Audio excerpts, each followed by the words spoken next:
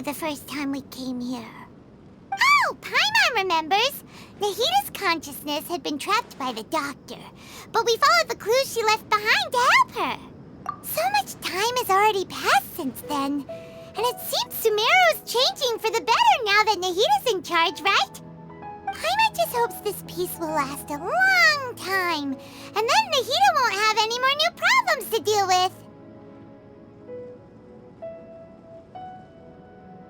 Yeah, guess you're right.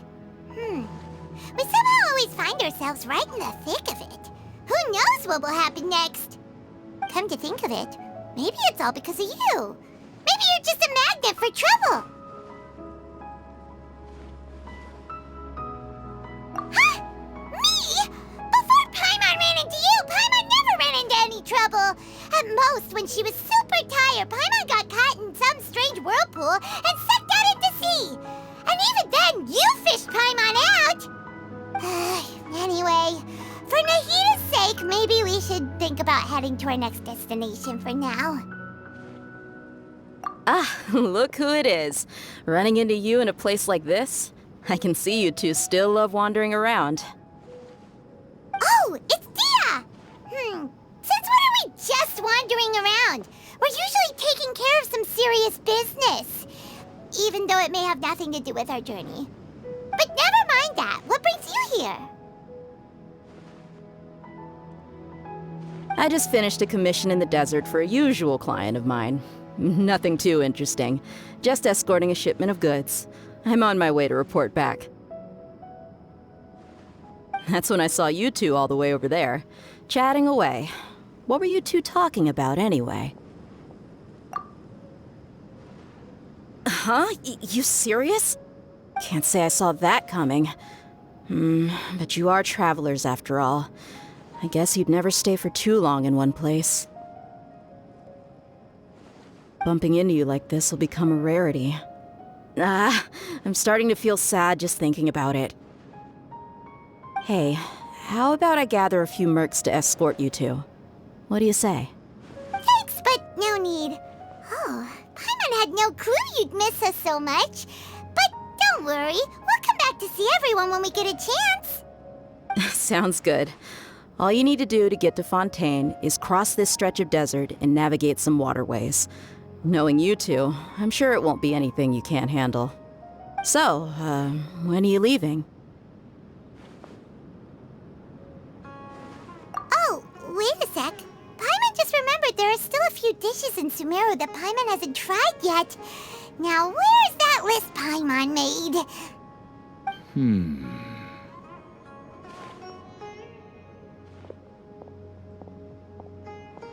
I see. Guess you won't be needing a going-away party or anything. It's sad enough to see you go like this. Though, now that I think about it, Sumeru wouldn't be what it is today without you. Seems true heroes always prefer leaving quietly. By the way, should we go say bye to Nahita? Oh, good point. Then there's no need to bother her in the real world. Then, I guess this is goodbye for now, Traveler in Paimon. Whether as a client or a friend, you're always welcome to come find me. Goodbye, Dia. Bye-bye, Sumeru.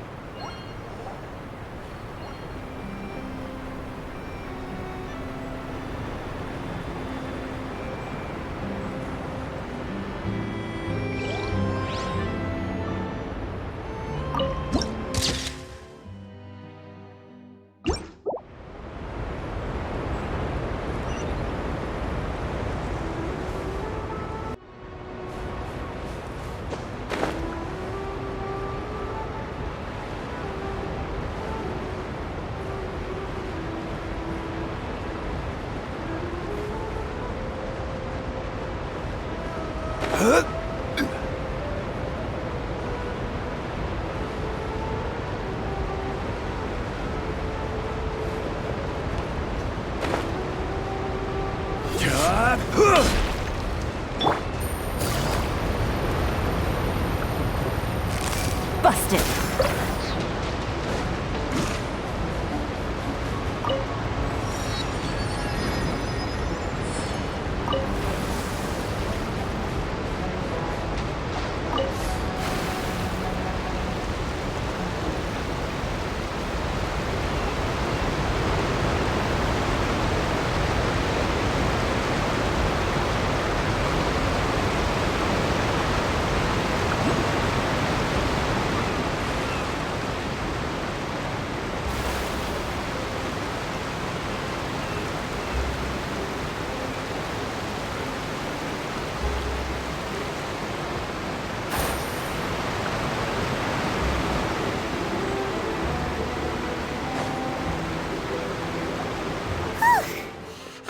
All that sand and water, we finally made it! Oh, this must be Fontaine's port! Wow! Everything looks so advanced in Fontaine! Paimon's heard that the industry here is extremely developed, and there are all kinds of unusual machines! Just seeing the sights as a tourist is nice, but maybe it would be better if we found something to do! What do you think? Good idea! Nahida gave us loads of useful information. Seeking out the Seven is probably still our best source for information at this point. Yeah, the more we can learn, the better. So, what do you think the Hydro Archon's like? Will we get along? Nahida said that she has a very unique personality, whatever that means.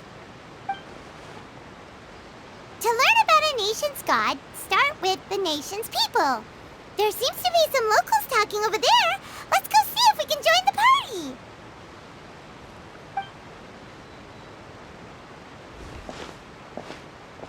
party. If you ask me, it's a tragedy how things ended for him. Clearly, he was a pretty decent person. Yeah, I didn't expect that kind of ending for him. I thought he would at least fight on a little longer for his family.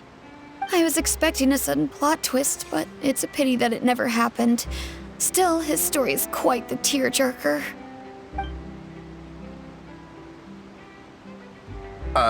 Excuse me. Can I help you two? I couldn't help but notice you standing here listening. Hi.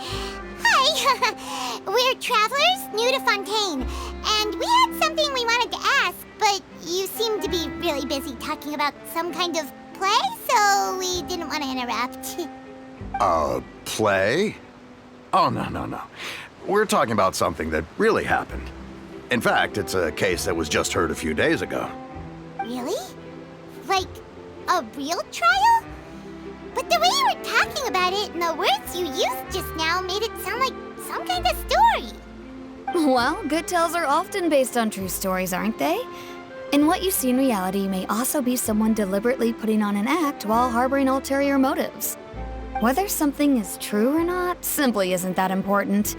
The main thing is whether the story being acted out on the stage is splendid enough. Oh, but it looks like you're not from around here. You probably don't know that the Fontaine Court of Justice is called the Opera Epiclese, or more commonly known as just the Opera House. But, shouldn't court cases be treated a little more seriously than that?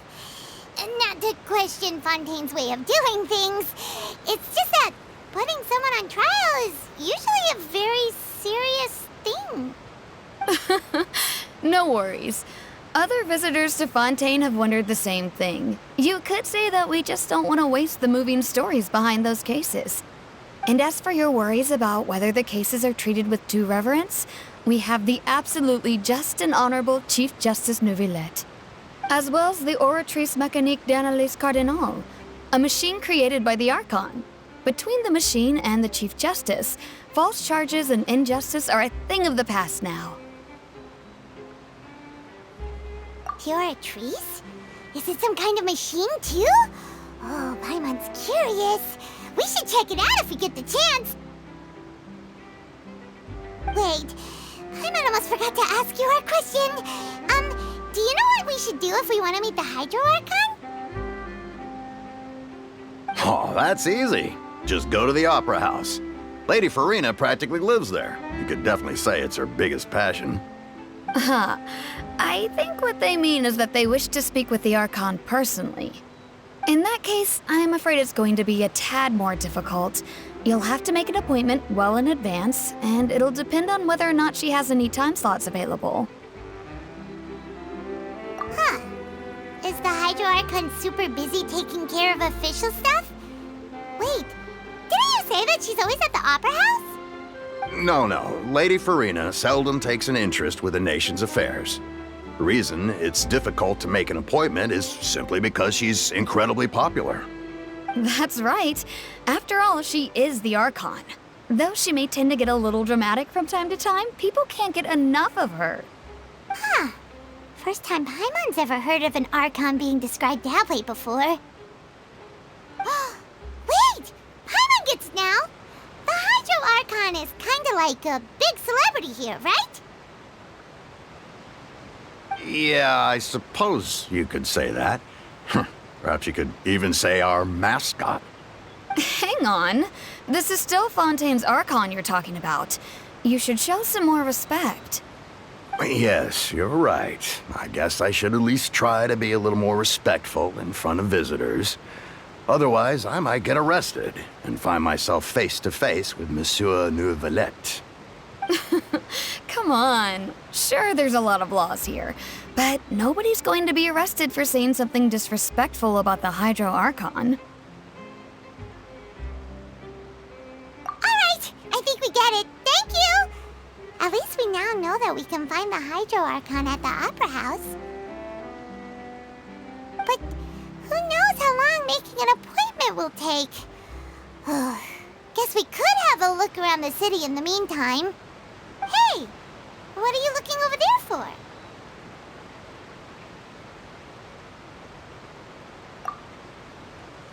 Huh. Maybe something's the matter. She isn't going to jump into the water, is she? Maybe we better go check on her.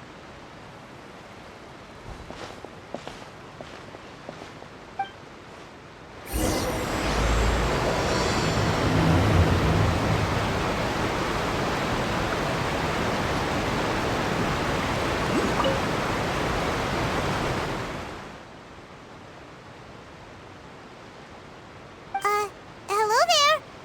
Excuse me. Are you all right? Huh? I'm fine. Thanks. Oh, okay then. We just noticed that you seem to be worried about something. About many things, actually. But there's nothing I can do but just keep my troubles to myself. I was just reminiscing about a place my brother and I would play when we were kids. It was just atop that hill over there. See? You're pointing at the sea. Wait, are you saying that you and your brother lived in the water? No, people call the waters around Fontaine a sea. It's actually just an inland lake that's filled with fresh water. And no, I can still see that hill clearly in my memories. Now, it's been completely submerged. He would skip and jump, tossing sand in the wind. The sun shone brightly, and the air was filled with the scent of the sea. But now, the water is gradually swallowing our memories. It won't be long before it swallows us. Sorry. Paimon doesn't really get what you mean. I don't believe we've had the pleasure of meeting. Are you Lynette's new friends? Oh, and you are? Thanks for looking after my sister. She often comes here to reminisce about our childhood, that's all. There's no need for any concern. Allow me to introduce myself. I'm Lyney, and this is my sister Lynette. If I had to guess, I'd say you must be travelers from abroad. Nice to meet you. Paimon is Paimon, and this is the Traveler. We just arrived in Fontaine. We were just talking with your sister. even though we didn't really get what she was saying. I see. It's unusual for Lynette to be so willing to talk with anyone. In fact, she seldom speaks at all. I'm usually the only one she ever talks to. Oh, really? Then you two are just like us! Paimon's always the one talking for some reason.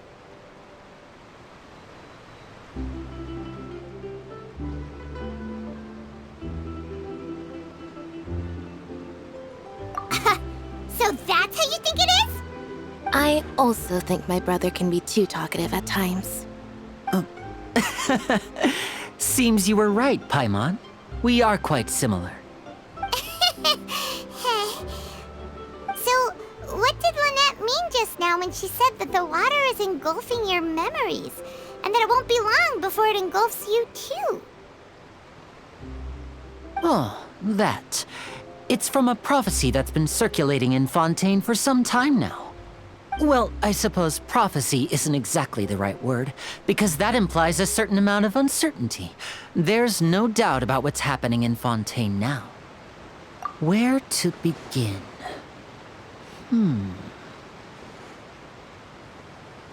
Let's put that question on hold for a moment. We still haven't formally greeted each other yet, have we? Did all the introductions earlier not count? Hello, traveler.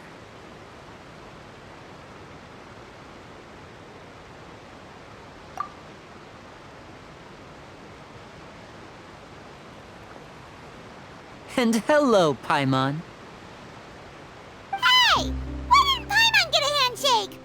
You're not poking fun at Paimon, are you? Please, don't take offense. Just consider it a sort of etiquette we have here in Fontaine when making new friends. You should remember it.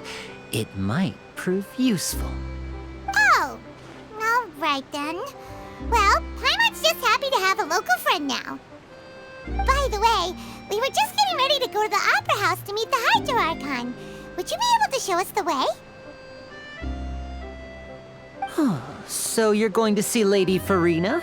No problem at all. In fact, I was planning to go to the Opera House later myself. I'll gladly take you once I finish things here. Please, follow me.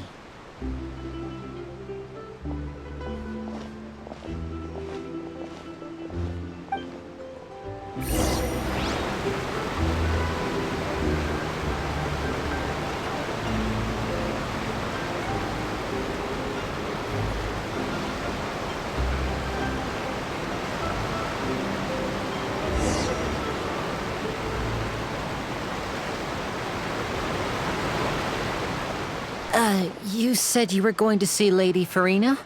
Well, it seems Lady Furina has come to see you.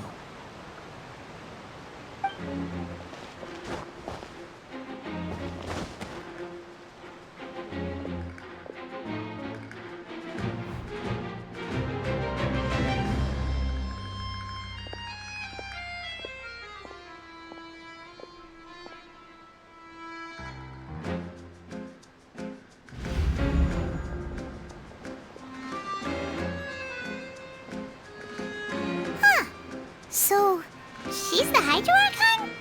But how did she know we were looking for her? My dear people, rich and poor, those with cup in hand and those with nothing at all, raise your glasses in celebration! If you don't have one, then just raise your hand in lieu.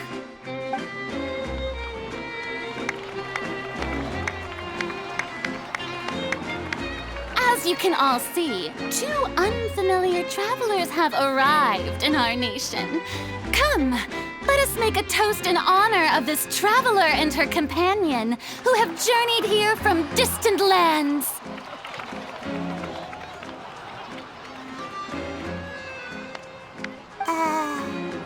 Is she talking about us?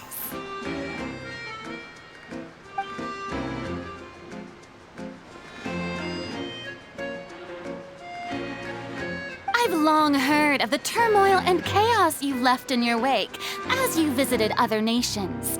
But I welcome you nevertheless. No, I have come to receive you personally. Fear is for insignificant cowards. I am a god, and I will never entertain the notion of such meaningless wariness. You can be rest assured, I see clearly your sincerity. Of course, seeking an audience with me is the most sensible thing to do. It will allow you to truly behold my power and witness my authority. Intelligent people always gather under the correct banner. I, Focalors, hereby welcome you to the nation of Hydro and acknowledge the value and significance of your trip. Now, you may rejoice in this. Yeah, Paimon still can't believe it. Feels like we've only been here for a few minutes. But the Hydro Archon's entrance was,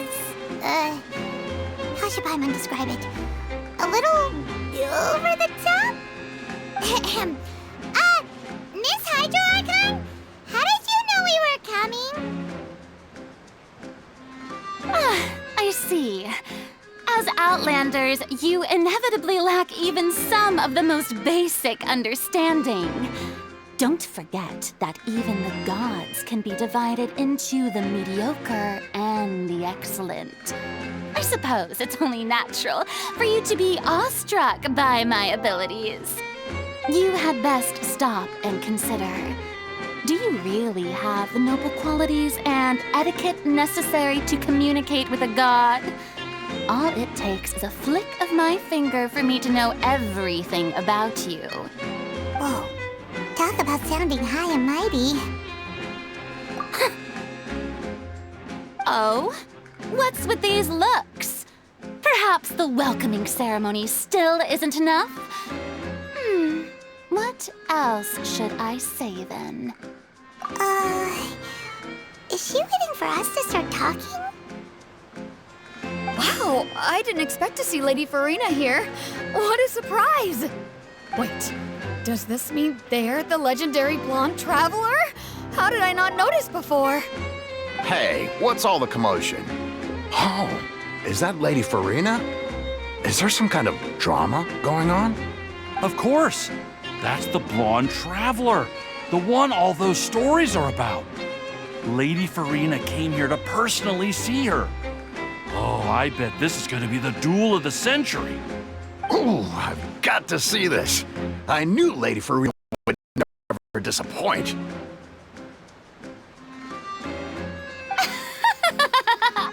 Yes, but don't get too excited now. My dear believers and spectators alike tend to get quite rowdy, and despite the noise, I've come to tolerate all their ruckus.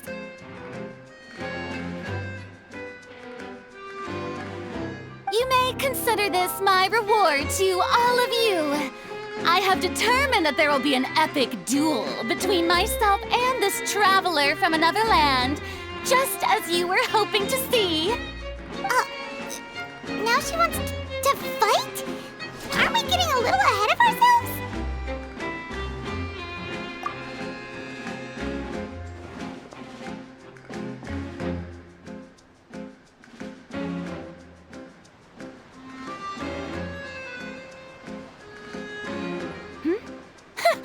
Are you not afraid? Might I remind you that this is a duel against the divine? What are you trying to do, traveler? Provoking a god in front of her people? Stand down, Clorend. I admire her bravery. Few have the courage to draw their sword against a god. She is obviously a true warrior. Unfortunately, people nowadays only crave to be thrilled, and a mere duel will not slake their thirst for excitement. Oh, yeah, she's right. Just a duel wouldn't be all that interesting. On Araneus, criminals are always requesting duels to defend their honor. I'm getting a bit old, to tell the truth. You see. Then, as the god of justice, I shall face this traveler in another kind of duel. A duel in court! Whoa, all right! Now that'll be worth seeing! Right. This is Fontaine, after all. It's such a grand opera house, it would be a pity not to use it. Why do you care so much about the crowd's reactions? Seems you've spent a little too much time in the opera house. Besides, how exactly do you plan to have a duel in court? You mean you're going to put us on trial?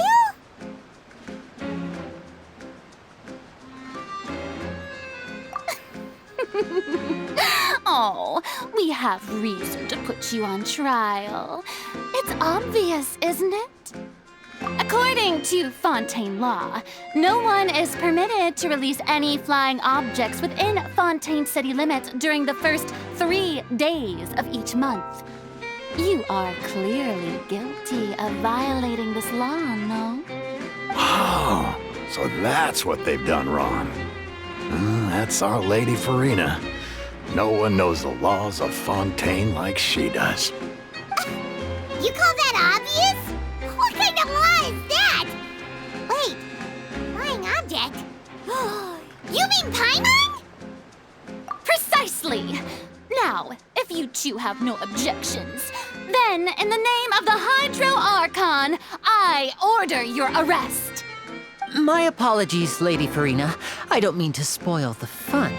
But if you would allow me to interject, I don't think that Paimon here meets the definition of a flying object. You tell her, Lyney! Finally someone who's not crazy. How could anyone call Paimon a flying object? Great magician Lyney, my beloved citizen. I'll permit you to object, but how exactly do you plan to prove your claim? As a magician who just rained on your parade, I naturally should shoulder the responsibility of saving the show. So, with such an audience gathered here, allow me to perform a trick for everyone.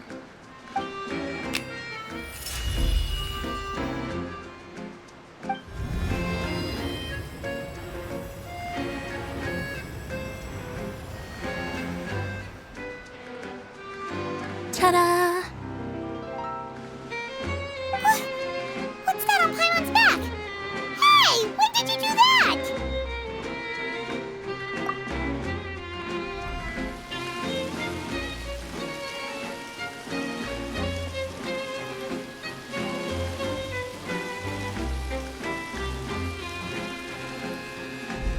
There. As you can all clearly see, Paimon should be classified as, well, something like a balloon. This rope has been in the Traveler's hand all along. It was just that no one could see it before. Huh? You call that magic? You've got to be joking. I thought it was pretty good. Nice one. Huh. I'm not sure what to think. It seems Lady Furina's charges no longer hold water.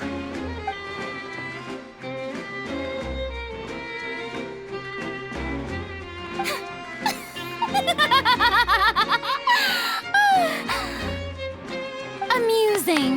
Very amusing, Lyney. Just the sort of unexpected twist that I enjoy.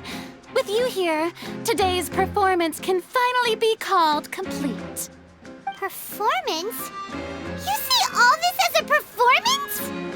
In which case, consider the matter of your trial resolved. The god of justice will not bring charges against an innocent person.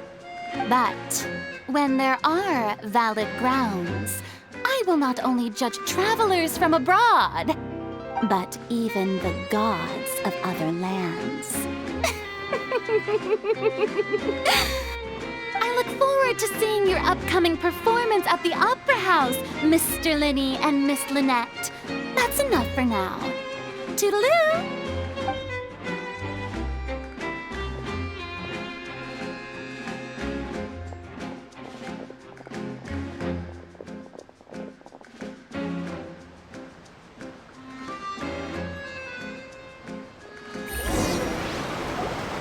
And just like that, she's gone.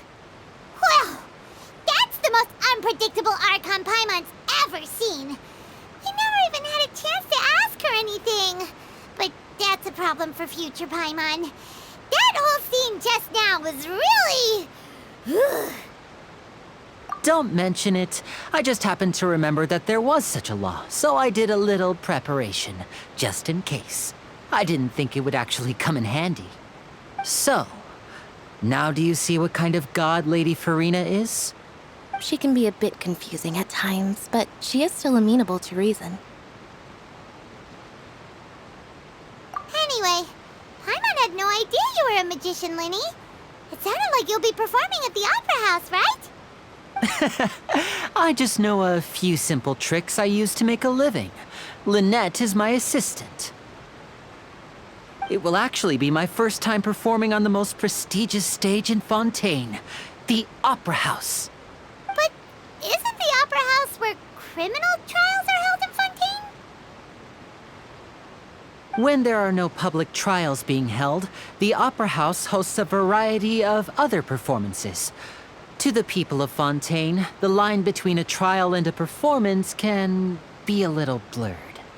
And speaking of performances, I would be remiss to forego this opportunity gifted by fate. Might I invite the two of you to see my performance? My brother's always excited to make new friends. Oh, sure. We don't really have anything to do now, and we wanted to go to the Opera House anyway. Splendid. In that case, why don't we go together? I'll show you the way. I just have something to take care of first. Oh, you really mean it? Then I'll take you up on your offer. This is a magical item known as a magic pocket. Perhaps you can help me distribute them to the people here. Huh? What are they going to use it for? About that... You asked me before about the prophecy, right? Let me start by telling you a little more about what it entails. I'm not sure exactly when it began, but a prophecy has been circulating around Fontaine. It says that every person in Fontaine is born with sin. No matter how the nation of justice holds trial after trial, this sin cannot be absolved. Until one day, the water levels in Fontaine will rise, and the sinful people will slowly be drowned.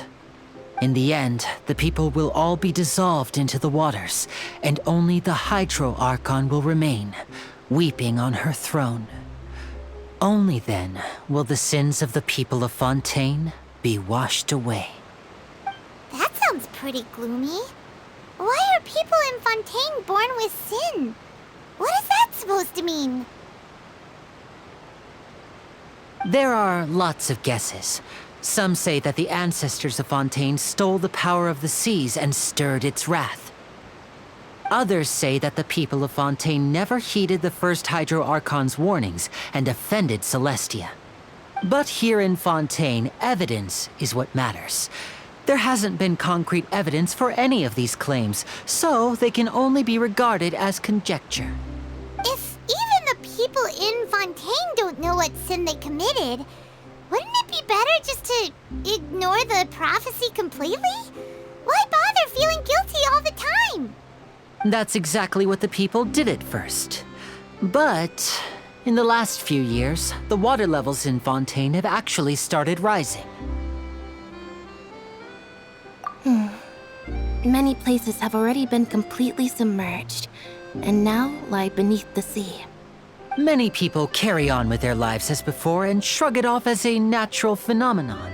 But my family and I think that the people of Fontaine shouldn't ignore the possibility, which would end up sentencing them to death. We hope that at least the people who reside near the waterfront can move away before it's too late. So, we've started distributing magic pockets to them. As a magical item, these magic pockets have astonishing capacity. I'm sure they will come in handy when people are moving their belongings. Oh, Paimon gets it! It's like preparing for a rainy day! But this is more than a bit of rain. Perhaps only absolute power could ever contend with such a catastrophe. But who knows? We're just tiny specks in the grand scheme of things. Now, if you'd like to help, then please give these magic pockets to anyone nearby. Be sure to convince them to take it, regardless of what they say.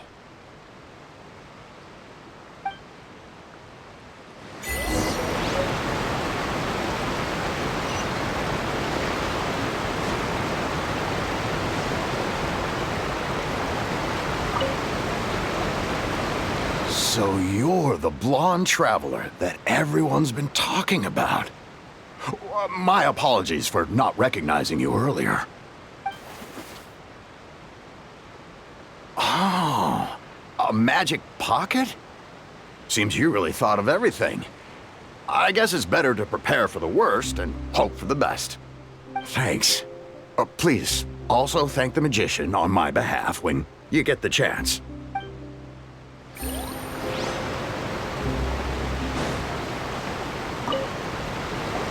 What's this? So you also believe in the prophecy. Keep it. I won't have any use for it. What? You mean you don't believe in the prophecy?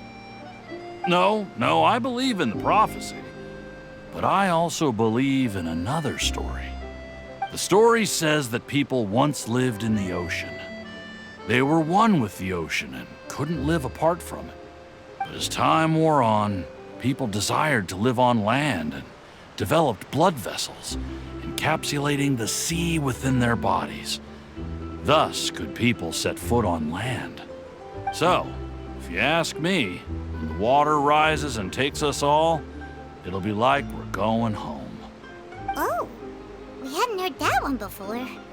But people can't live underwater. They'll die. You should probably still take it.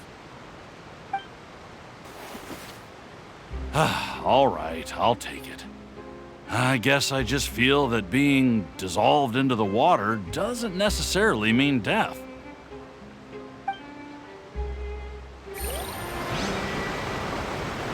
Take it easy. One with nature.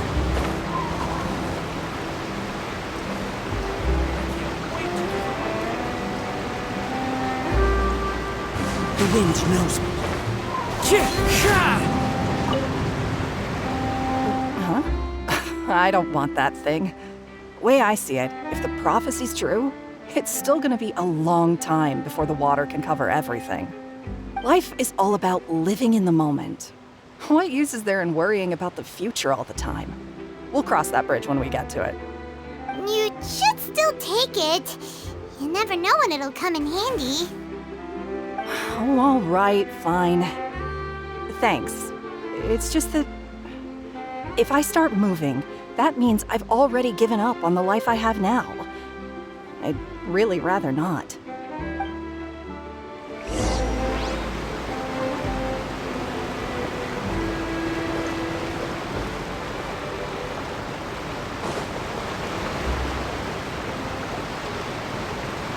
Oh? You already handed out all of the magic pockets? That was fast. So, what did people have to say? I bet you heard some, interesting opinions. Yes, but that will change once disaster strikes. I know they'll change their minds, so it's only right to help them prepare. Is there anything else you need to do before we leave?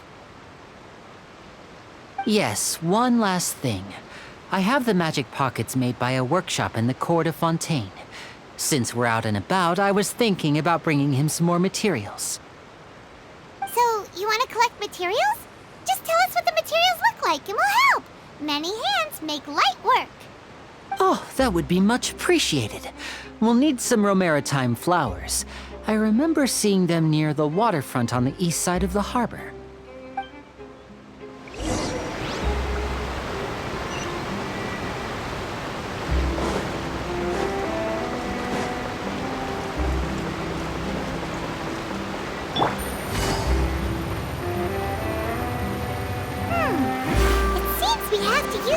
To collect romaritime flowers.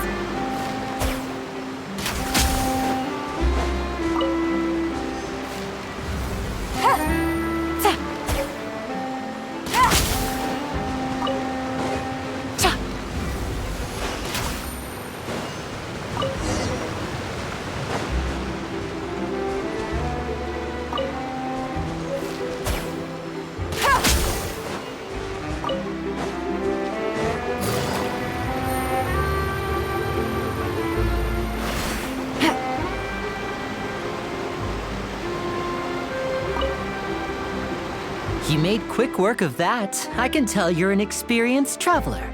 I've also finished collecting a few here. Maybe next time you'll feel like helping too, Lynette. No way. I'm in power-saving mode today. Otherwise, I fear I may not have any energy left for the performance at the Opera House. Fine. Though the performance is still a long way off. Now that we're finished here, we should get ready to head back to the court of Fontaine. So, we're going to the court of Fontaine before we head to the Opera House? Good. Paimon wants a tour of Fontaine's largest city and try...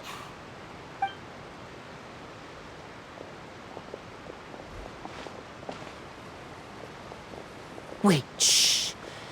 Have you noticed that person over there? The young girl. Huh? What's wrong with her? Paimon didn't notice anything. She's obviously a thief. Magicians and thieves practice similar methods. We divert attention, and a distracted audience is one that won't discover what you're really doing. Watch her movements carefully.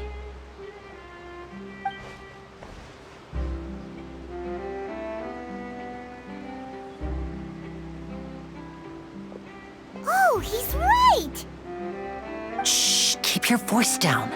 We need to think of a way to catch her, but it seems she's very alert. Perhaps we should split up. You two can ride the lift over there and wait up top. I bet that'll be her escape route if she tries to run. All right, let's go.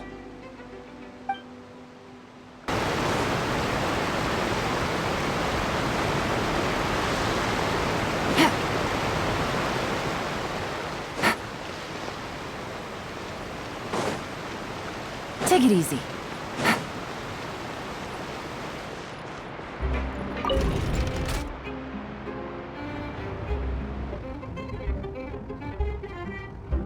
Nothing worth a whole lot here with your identity to them. Maybe I can help somebody?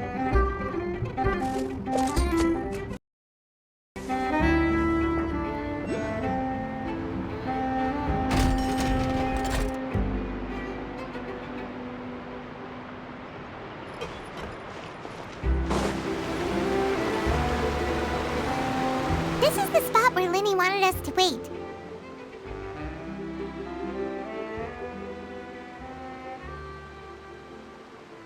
Oh, look! Isn't that her?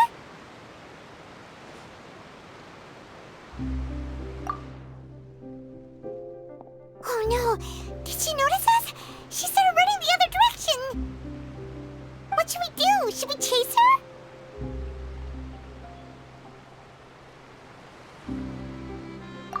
You're right. She might also be trying to lure us away.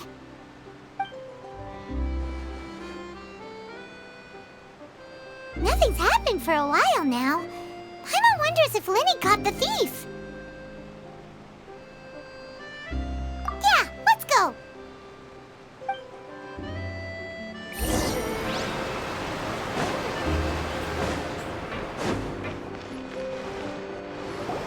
Are you sure that's all she took? You should check to make sure you're not missing anything else. No, that was all. Oh, I can't thank you enough. I didn't notice a thing earlier. Anyway, I should be going now. Thanks again. Oh, were you returning what the thief had stolen? That's right. Pity I wasn't able to catch her. She distracted me by dropping the thing she stole on the ground. By the time I looked back, she was already gone. I saw the general direction she went, but Lyney twisted his ankle, and I needed to make sure he was okay. Oh, did you get hurt, Lyney? I'll be all right. It's just a twisted ankle, that's all. In fact, it's feeling better already. If you want to play at being a hero, at least try not to get hurt doing it. Imagine what would happen if you managed to derail our performance as a result. You're right. Sorry, Lynette. I have to admit that the thief was even more skilled than I had anticipated. But at least we were able to get the stolen items back, so it wasn't a complete failure. What a slippery little thief. Guess things turned out all right in the end, though. Lyney's initiative paid off.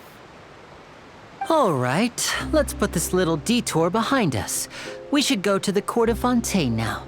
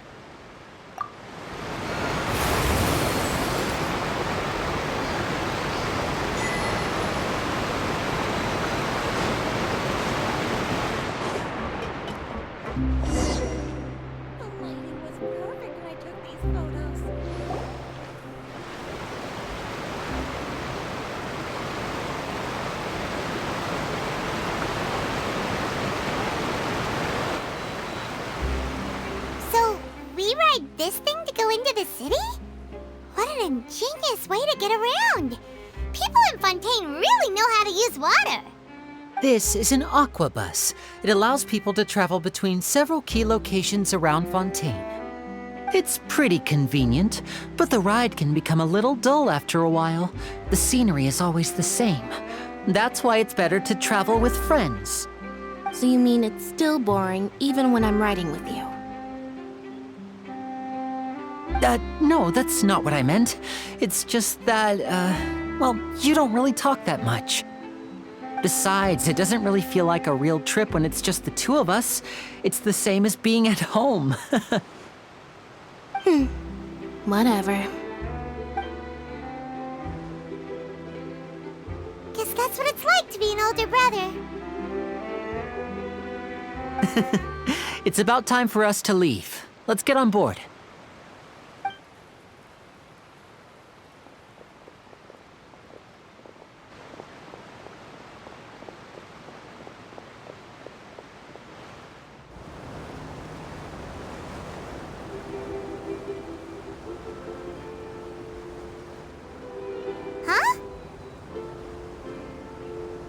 What? Traveler! Paimon! Charlotte! Oh, I'd never guessed I'd bump into you while riding the aquabus. In the story of my life, this is big news. What are you doing in Fontaine? I didn't hear anything about you paying us a visit. Yeah, it's quite the coincidence. But as travelers, we're always on the move. It's not surprising that nobody knew we were coming. Though we still have no idea how the Hydro Archon knew about us. Oh, let Paimon introduce you to our new friends! Oh, no need for introductions, Paimon. I would recognize the great magician Lyney and his assistant Lynette anywhere. I wouldn't be much of a reporter if I didn't know who they were. It's a pleasure to meet you. I'm Charlotte, a reporter for the Steambird. Nice to meet you. From the Steambird, huh? We've often relied on your paper to promote our performances. It's an honor to meet you. Now that everyone knows each other, Fontaine suddenly doesn't feel like such an unfamiliar place. So, what have you been up to lately, Charlotte? Any big news? Not too much. When there isn't any breaking news, I mainly cover the trials at the Opera House.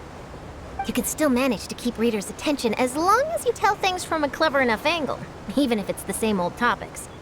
For example, reporting on how a scammer once deceived vulnerable girls into relationships, or how a financial criminal was once so poor that they ate a single piece of bread for 5 days.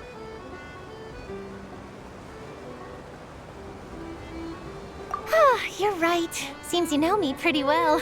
What I'm really after is exclusive, sensational news pieces that could shake the country. These smaller stories are a waste of my talents. Oh, I just remembered. I've been following a case lately. Well, a series of cases, actually. You mean the serial disappearances of young women case? That's right! These stories are the talk of the town right now, and it's probably the most mysterious case we've ever seen. If I'm the first with a draft ready to publish when the case is finally cracked, and it's the headline story in the Steambird, oh, when that happens, I bet all the other reporters will shed tears of envy. I've already gathered all kinds of materials. I just can't wait for the truth to be revealed. So, what is the serial disappearances of young women case? You mean the culprit hasn't been found? That's right. The first missing girl case happened almost 20 years ago. And ever since, after a period of time, another girl disappears. What the cases have in common is that the girls are all of a similar age, and that they've all vanished without a trace. But the scariest part is that to this day, none of the girls have ever been found. Many suspects have been arrested over the years in connection with this case, but shortly after each arrest, another disappearance would always happen.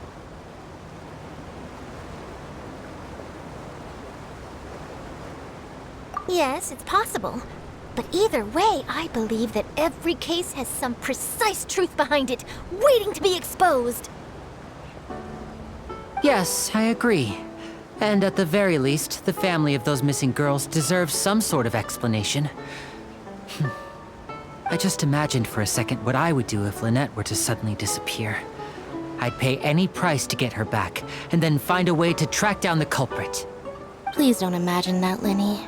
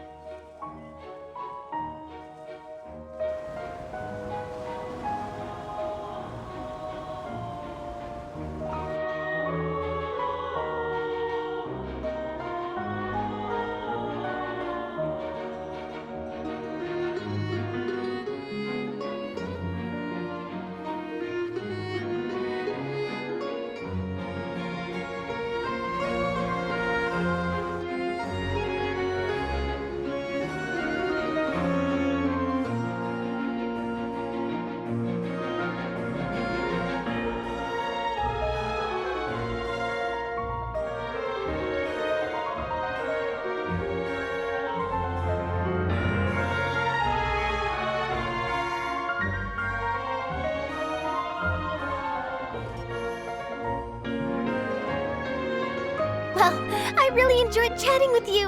Life should be full of pleasant little surprises like this. Yeah, us as well. The ride went by too quickly. I have an interview to get to. I should get going before I'm late. Okay, Hyman hopes we can chat again soon, Charlotte. See ya! Bye now. Oh, be sure to stop by and see me at the Steambird when you have time. What a tough job. Always running around and interviewing everyone. Well, where should we go now? If you don't mind, how about we stop by my home first? Besides, I still have all the materials we collected. Sure, we wouldn't mind at all. This city is so huge, Paimon wouldn't know where to start anyway.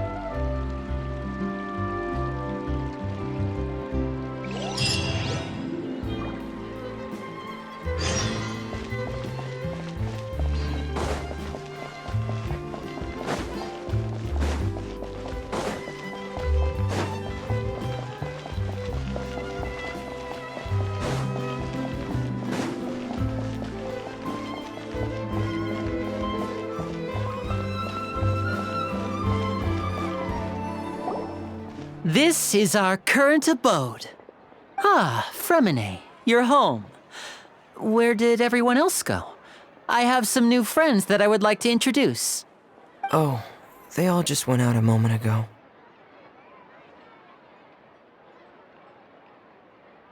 I see. Everyone is getting busier now that Father will be returning soon. I suppose that can't be helped. Allow me to introduce you to my little brother, Freminet. He is a phenomenal diver. Hello. Nice to meet you! Paimon is Paimon, and this is the Traveler! Oh, you sound very proud to have a diver as a brother, Lyney.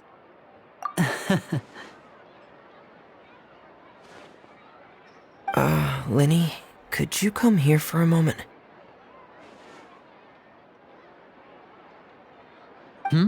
What is it, Freminet? Do you have something to tell me?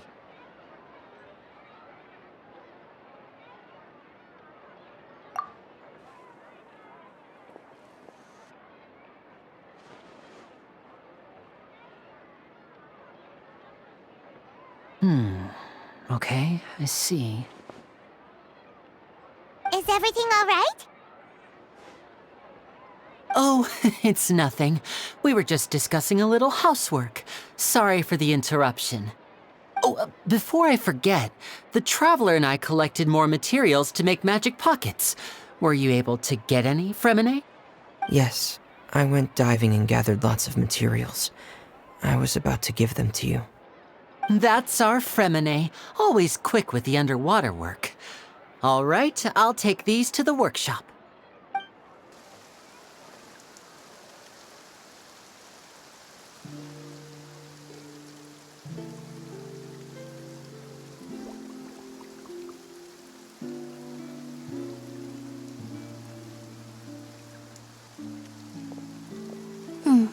Looks like rain. Oh, you're right. But wasn't it clear and sunny just a moment ago? Fontaine's weather sure is weird. I'm afraid that's just how it is here. It often rains on days where there are trials being held in the Opera House, but don't worry, it'll clear up soon enough. What's wrong, Freminet? There's a legend about the rain that I tend to believe. It's said that a dragon of water once resided in Fontaine. Though we don't know where the dragon went, every time it weeps, the skies will cloud up and pour out rain. When I was a child, my mother told me that if I wanted to go outside and play, I should yell toward the sky at the top of my lungs. Hydro Dragon! Hydro Dragon! Don't cry! If it's an elemental dragon, then having the power to make it rain wouldn't be very unusual. Let Paimon try something. Hydro Dragon, don't cry!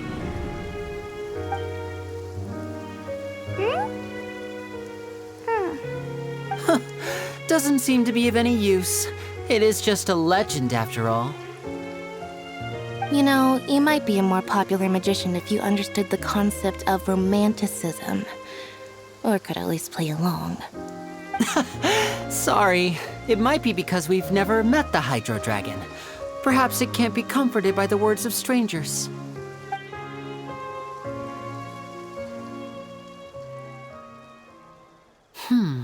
It rained for longer than I suspected. Oh, it's already getting late. Was there something you needed to do, Lyney? Yeah, some preparations for the show at the Opera House. I need to find a way to catch the last aquabus of the day. On the day of the performance, just ride the aquabus to the island of Arrhenius. I'll have Lynette meet you at the fountain in front of the Opera House. Oh, are you leaving now? What is it, Freminet? I'm in a hurry. Oh, I get it. You feel nervous delivering the materials for the magic pockets, is that it? Perhaps we could trouble the Traveler to help us take these materials to the Beaumont workshop and deliver them to the owner there? I'm afraid that Freminet can be quite introverted. And the boss there tends to be pretty talkative. Freminet has always been a little afraid of her. No trouble at all. Don't worry, we're on the case. Sorry for the inconvenience. I'm quite useless when it comes to such tasks. I'll think of a way to make it up to you. Oh, no need. This will be a walk in the park for us.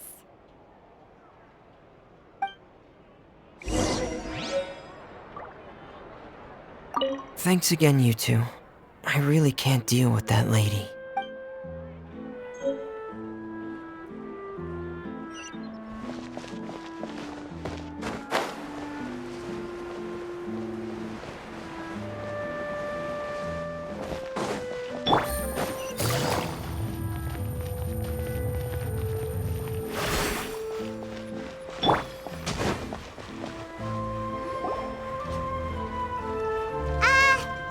Hello? Is there anyone here? Oh, hello there. New customers? Looking to buy, or do you need something made? Or perhaps you're just looking for a chat with me. Oh no, we're just here to deliver some materials. Here they are. They're for making... what were they called again? Ah, these must be for magic pockets. I could tell right away. I've already made several orders worth now. No need. They've already prepaid several batches worth. When they told me what they'd be using them for, I even offered them a discount. But they insisted on paying the full amount, saying that I had a business to run. It seems both their hearts and their pockets are made of gold. Whoa. So, is Lyney actually loaded? I can't say for sure, but who knows? Maybe there's good money to be made being a magician in Fontaine. Hey! Is this machine what you use to make stuff here? It looks really advanced. Why use your hands when a machine can do the work? It would be a waste not to use the latest technology, and wasting is a kind of crime. But where does a big machine like that get its power from? Well, it's a little complicated. I'm not sure I can put it in layman's terms for you. But basically, everything we usually use here in the city is powered by indemnitium. It's a type of energy that's produced from trials. Huh? How can trials produce energy? Well, I'm not completely sure of all the details myself, but basically, when a trial is in session, the Oratrice Mécanique d'Analyse Cardinale harvests people's belief in justice and converts it into energy to be used all around Fontaine. So that's what its other function is? Paimon heard that the Oratrice was created by the Archon to make judgments. But Paimon still doesn't get it. How could something unreliable like people's beliefs be turned into a stable power source for these machines? Oh, yeah! So that means the Hydro Archon relies on the machine to take the energy created by belief and turn it into power for all of Fontaine, right? Even though I've never heard anyone really put it that way before, it sounds like it makes sense. Besides indemnitium, we have another type of energy called pneumosia. It isn't produced by the power of the Archon, but it is unstable by nature. Even now, it still cannot be widely used by civilians. I thought I'd find you hard at work, but here you are chatting the day away. Since you're already talking, I'm sure you wouldn't mind a few words with me. You again? Didn't I already promise you that I'd have the more I owe to Confrérie of Cabriere by next month? Why are you hounding me now? Yeah, but how do we know that you won't go running off by the end of this month? I want 50% today. Wait, no, 70%. Huh? You... Seems business isn't so great for the workshop. We've already finished our job and delivered the materials. Maybe now's a good time to leave?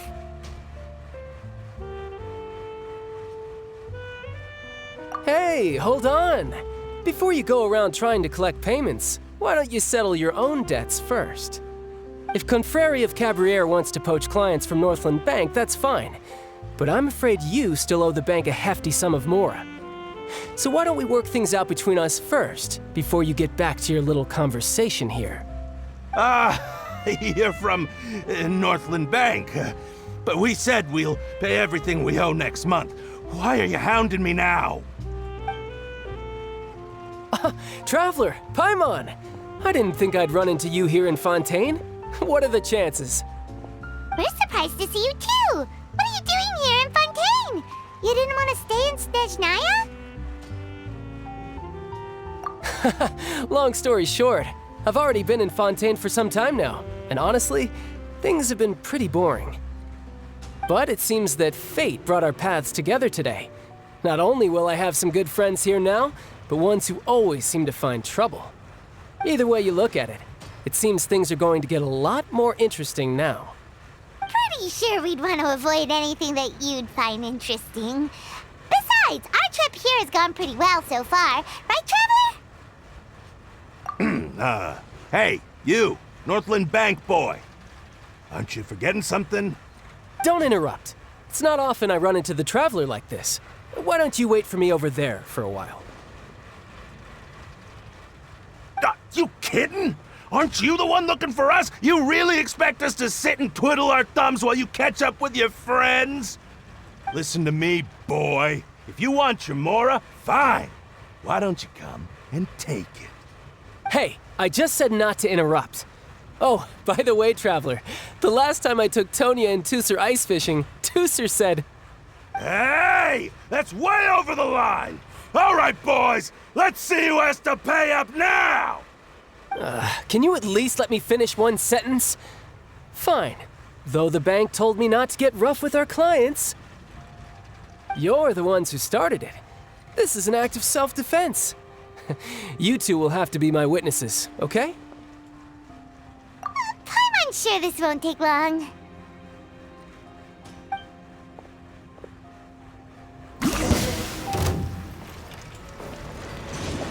Brace yourself!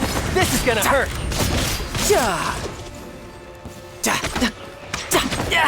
Amateur mistake.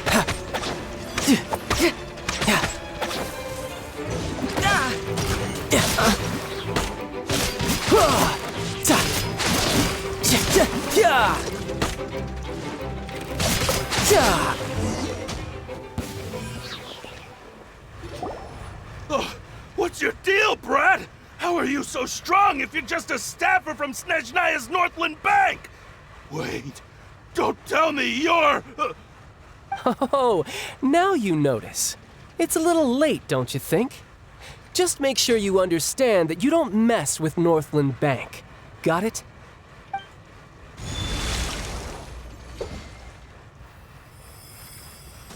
Huh? Now's my chance!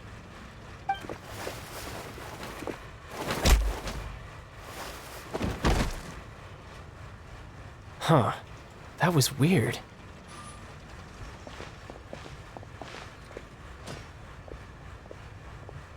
I'm not sure. It's as if I suddenly lost control of my hydro powers when I needed them.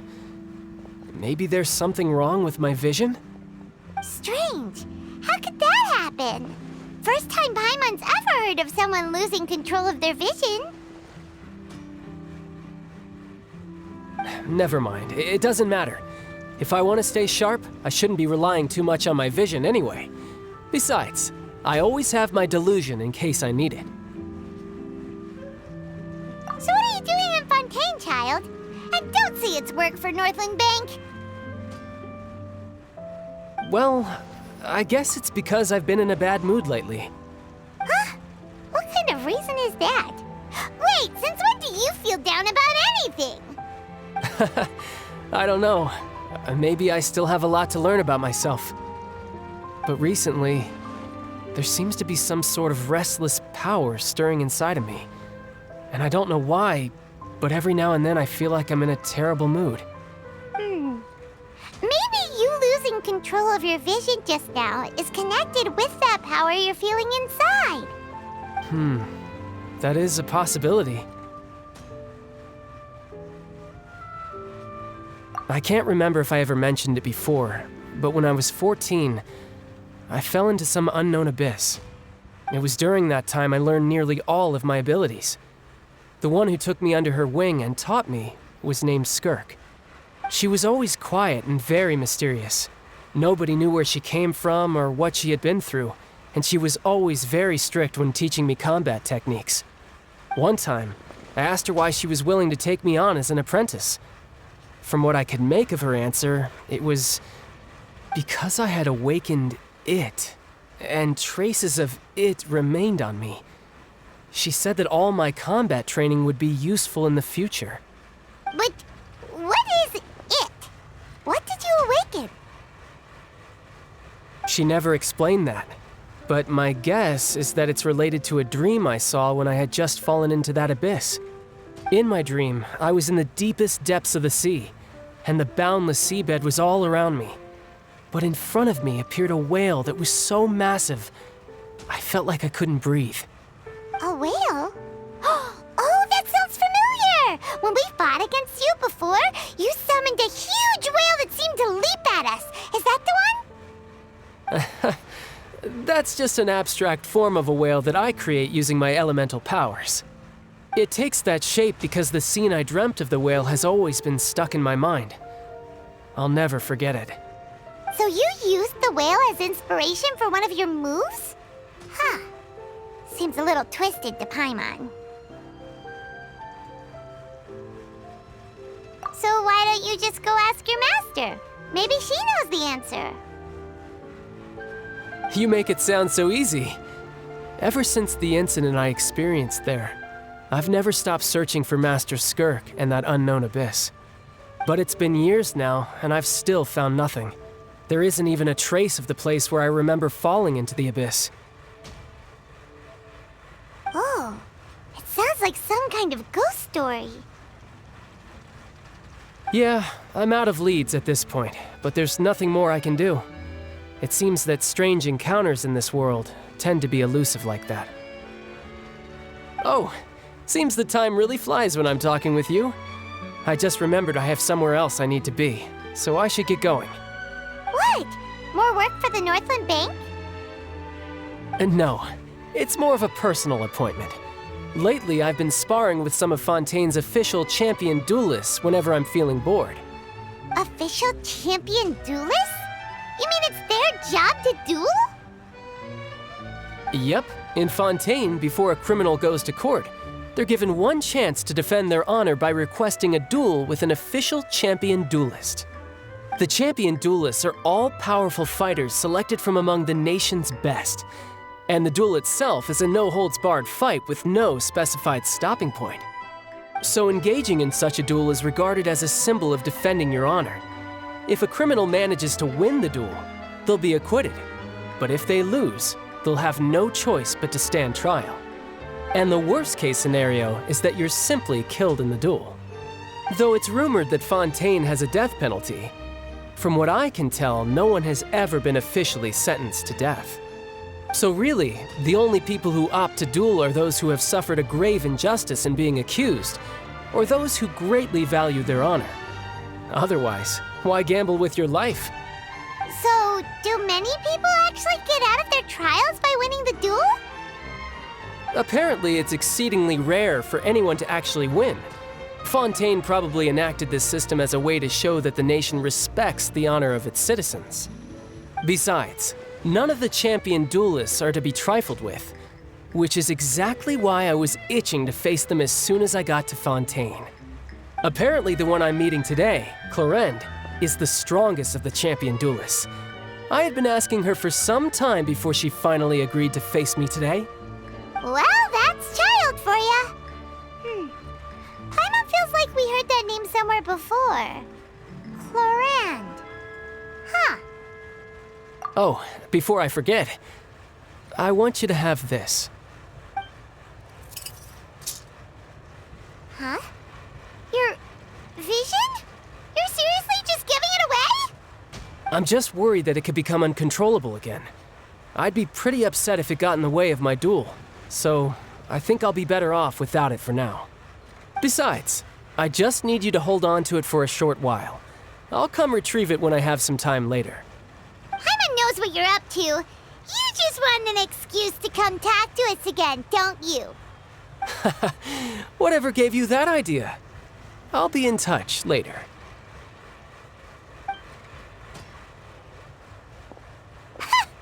That sneaky guy. He said he's been feeling down lately, but he seemed the same as ever to Paimon.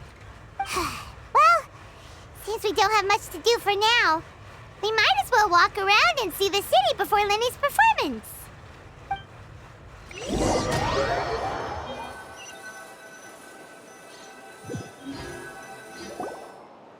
Wow! Who could have seen that coming? The reporter who was barely around for most of the story was the murderer all along! Sorry. Paimon was just surprised, that's all. Paimon never saw that twist coming. The murder mystery novels here are amazing! The whodunits here in Fontaine are a lot different than the light novels you see from Yai Publishing House. Both have their merits, but Paimon thinks this style of novels are more, well, novel. It's so exciting to reach the moment when the mystery is uncovered, especially in the one Paimon was just reading. You should buy a copy and read it too. Oh, sorry about that. Paimon will be more careful next time. Hey, shouldn't we be heading to the Opera House to see Lyney's performance soon? It's almost time for the show to start, so we should get going. Lyney said that the Opera House is on Aranias, so let's go ride the Aquabus!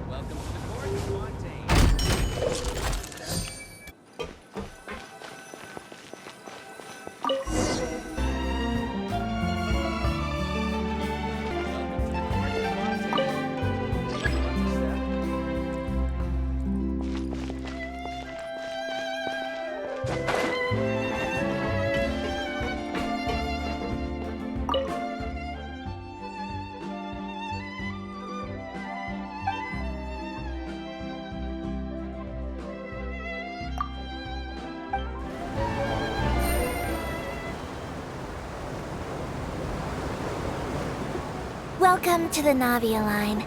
I am Elfan. The boat will be departing imminently. Please do not stick your head, hands, or other body parts outside the boat. The Aquabus operator is not responsible for any accidents or injuries resulting from doing so. Also, please remember to buy the Steambird, though I don't read it myself. The destination of the current tour is Aranias. Points of interest worth visiting include the Fountain of Lucine and the Opera Epiclese.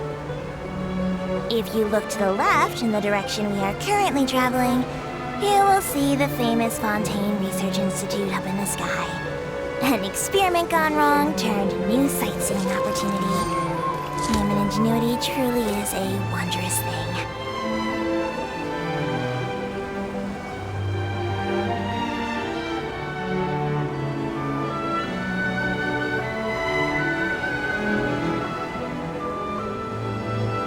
got a new letter from an informant. Looks like the situation has changed again.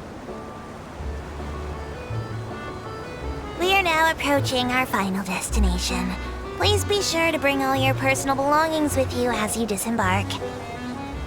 Even though I will take any forgotten items to the lost and found, the paperwork is rather annoying, as Melusine hands are not suitable for grasping pens. Please be careful when disembarking. It has been my honor to be your tour guide this trip. Thank you.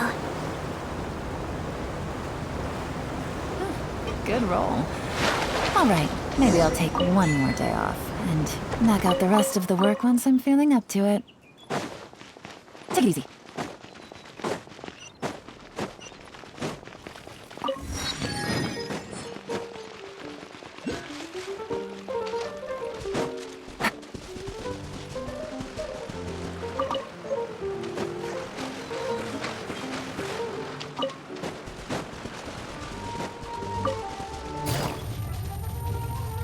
Take it easy. Take it easy.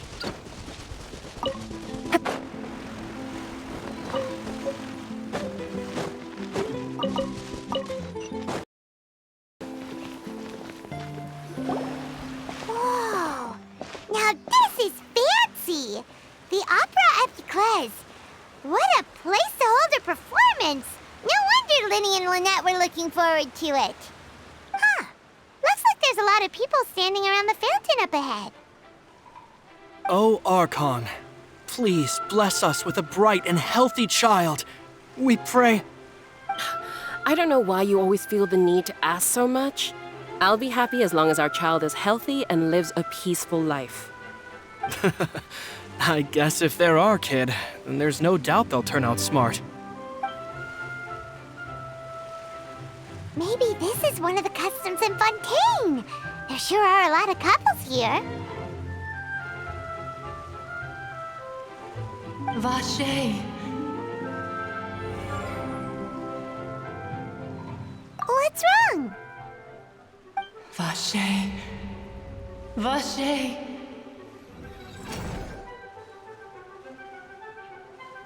No, Paimon didn't say anything. Are you hearing things? Welcome to the Fountain of Lucine. All the water flowing through Fontaine converges here. It's customary for newlyweds to come here and wish for children.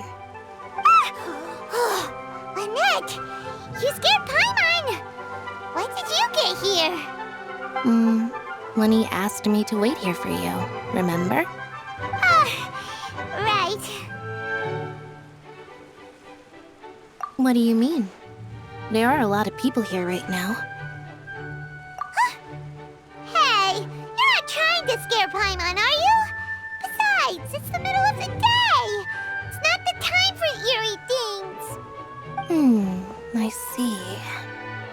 I might be able to tell you something that could help explain the voice you heard. In fact, you might not be imagining things at all. I suspect that what you heard is a result of your hypersensitivity to the hydro element. Others in my family have had similar experiences. It's because of her sensitivity to the hydro element? But what would hearing a voice have to do with elemental power? When do you cry, Paimon? Wait, what? What does that have to do with anything? Just answer me. When do you cry?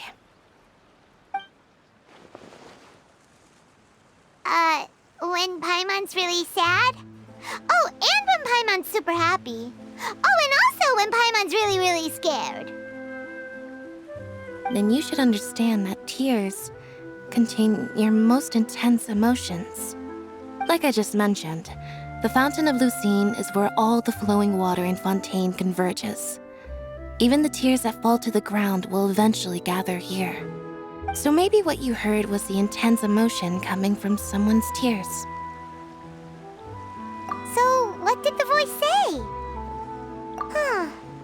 If you were hearing their emotions, then Paimon wonders what happened to them. Rather than worrying about them, we should worry about my brother first. Don't let that calm look of his fool you. He tends to get pretty nervous just before a performance. so chatting with Lyney might help him relax a little before he goes on stage. Oh, right. That makes sense. Let's go in and see Lyney.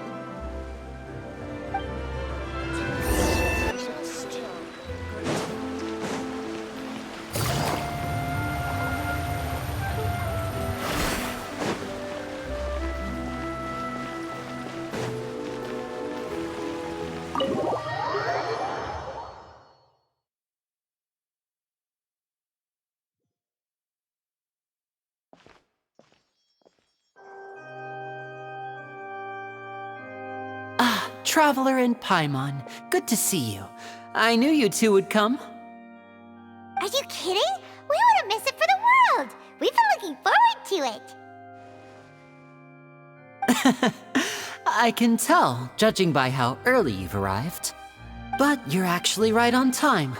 The audience still hasn't started entering the venue yet, which means now is the perfect chance for us to take you to the best seats in the house.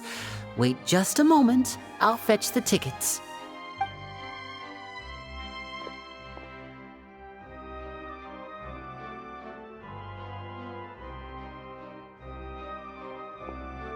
The Opera House has assigned seating, so you always have to make reservations. I've already reserved your seats, and here are your tickets.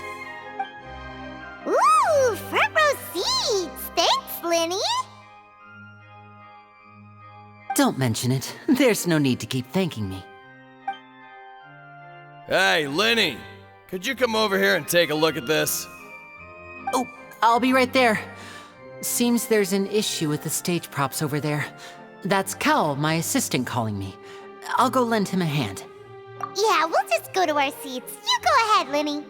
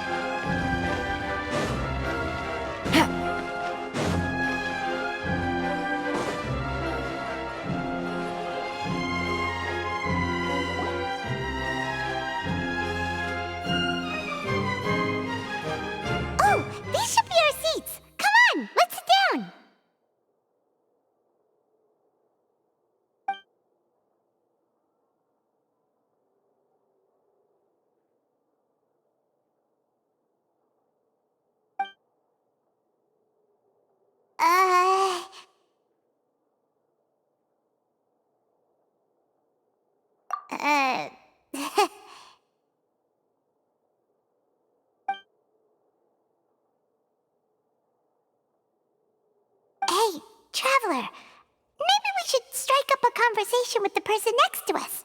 Since we're sitting together and the rest of the place is practically empty still, it's kinda awkward if we don't say anything. Oh, you little... Of course you put this on Paimon! Excuse me, I did not realize you felt awkward. I am terribly sorry. I would be perfectly happy to chat with you if that is what you would like. Oh, so you heard all of that, did ya? Boy, you sure have good ears. Paimon thought she was keeping her voice down. Wait, that's not it, Paimon's... Sorry, Paimon's the one who was being rude, talking under her breath like that. So, let's talk, but, what should we talk about? Oh, Paimon's got it. You're also here early and sitting in the front. Are you a friend of Lyney's too? A friend, you say? Well, if Mr. Lyney would like to be my friend, I would be more than happy to reciprocate. Oh, so you're not friends with Lyney then? Oh, this is getting more awkward by the second. Paimon nearly forgot to make her introduction. Nice to meet you. Paimon is Paimon, and this is the Traveler. We just arrived in Fontaine. It is an honor to meet you two. I have heard of your deeds across Tevat. And as required by proper etiquette, I will also introduce myself. I am... Oh, Monsieur Neuvillette. What an honor it is to have you here to see my show. Ah, Mr. Lyney. I should say it is in fact an honor for me to see your performance in person. Wait, Neuvillette? Could he be... I saw you all chatting just now, but it seems you still don't know who Monsieur Neuvillette is. Allow me to introduce you to Fontaine's Chief Justice. That seat is always reserved for him. It wouldn't be too much to say that he's the symbol of justice and honesty here in Fontaine.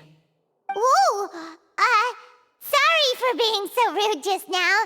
Paimon had no idea you were such an important person. No offense taken. Being Chief Justice is merely what I do for work. Nearly every person has their usual reserved seat, so I'm not so special, really. And by the way, I should probably let you know, even though I would prefer not to, there's someone sitting up there in the VIP seats that has been striking a pose for quite a while now. I believe she is trying to give you a most elegant and impressive first impression. So I think you should take notice of her sooner rather than later, otherwise she may become flustered.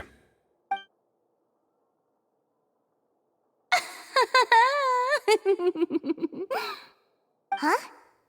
Oh, it's Furina, the Hydro Archon. Huh. She sure has a smug and satisfied look on her face. Guess she has no idea that you saw right through her act. Very good. That is for the best. No need to pay her any more attention. We may now enjoy the show. Huh? So is this what things are like between the Chief Justice and the Hydro Archon?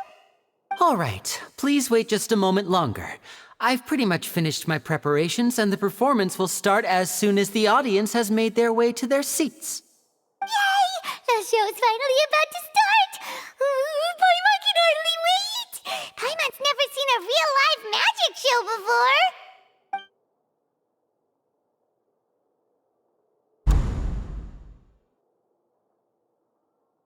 Oh! They're dimming the lights! The show must be starting!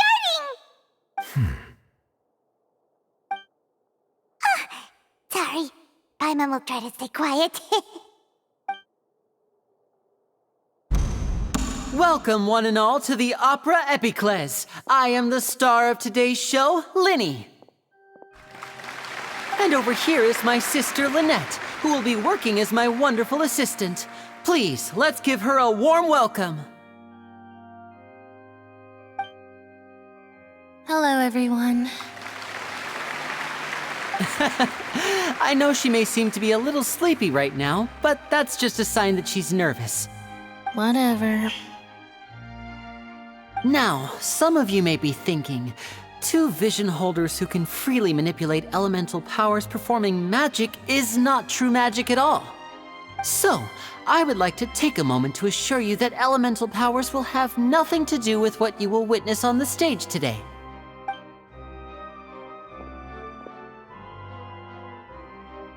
Both Lynette and myself have removed our visions for the show. That way, even the gods won't be able to help us. Oh, good point. That's what makes the show real magic. Now, without further ado, let the show begin. Lynette will now exit the stage to make some preparations. I know you might miss her, but don't worry. She'll be coming right back on stage momentarily. Perhaps in an unexpected way. I'm sure she'll be stealing the spotlight soon enough.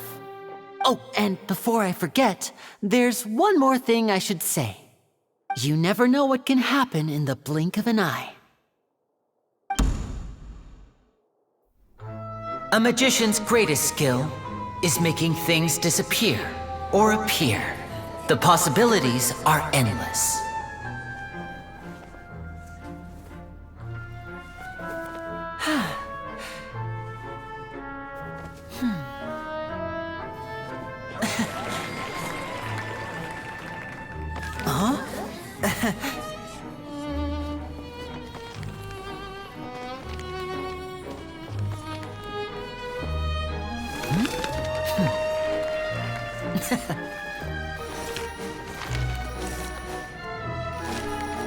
But this isn't what you came for. These little tricks, you've seen them all before.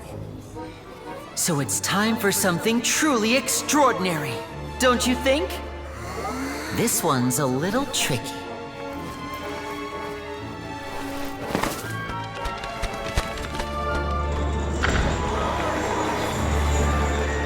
Using this water tank, I shall make my sister vanish completely, right before your very eyes.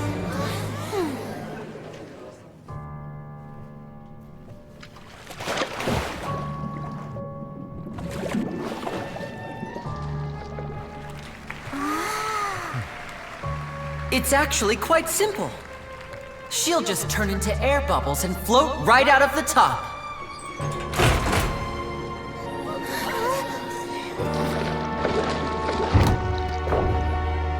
Oh no! I told them to check all the props carefully. With the lid on, even air can't escape. An amateur magician would be getting very nervous right around now. Luckily, it's me on stage, so let me show you what a true virtuoso can do.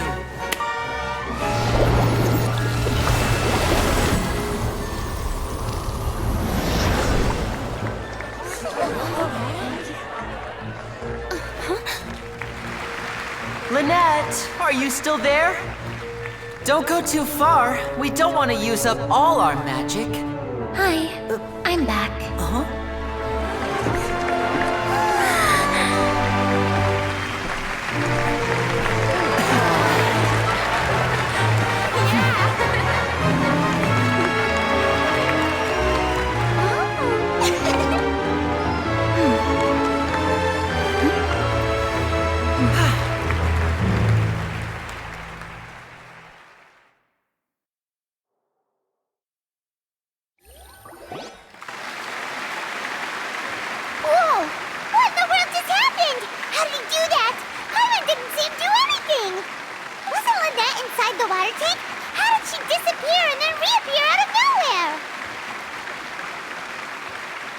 If we could see easily through his tricks, then that would mean that his skills are still lacking.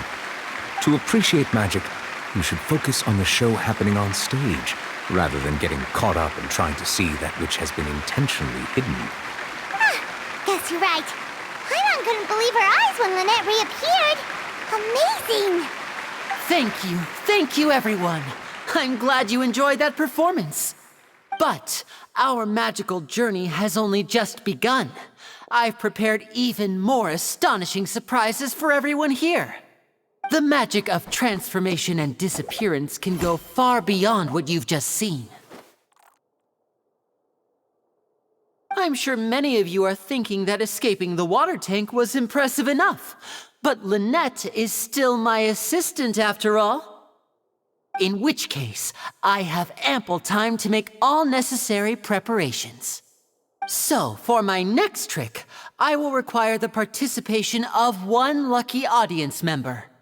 Please, if my assistants could bring out the magical boxes now. There are 2 boxes and only 2 boxes. One is here and one is there in the aisle among the audience. I'm sure many of our clever audience members have already guessed our next magic trick. A swap! Our lucky audience member and I will each enter a magic box.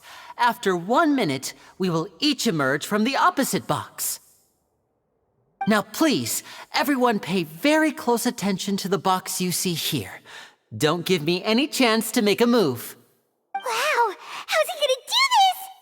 Hey, do you think this is all magic tricks, or does Lyney have actual superpowers? The lucky audience member will be generated by this random number selector. It selects numbers entirely at random. Even I don't know who will be chosen to participate. Now then, let's begin. Let me see. Oh, row 7, seat 3. Congratulations! You now have the chance to experience magic firsthand for an entire minute. Please, come forward. My assistant will take you beside the magic box. I'm sorry, it might be a little cramped inside, but no need to feel nervous. We've carefully arranged everything for you to be as comfortable as possible. You don't need to do anything, but no matter what strange things may happen, don't come out of the box. If the magic is interrupted, who knows where you might end up? You might even find yourself in the Fortress of Meropide. Oh, okay. All right. Before I enter the magic box, there is one more thing I need to ask the audience to do. Could you all give me a countdown? Like this. 60, 59, 58. Just keep counting down. You can go a little faster or slower if you like. I won't be able to see anything in the pitch black box, so I'll be relying on your voices to know when time is up. Oh, and no tricks now. If you quickly count from 60 in just 30 seconds, then I'll be in a tough spot. Ooh! Paimon kinda wants to count faster after hearing him say that!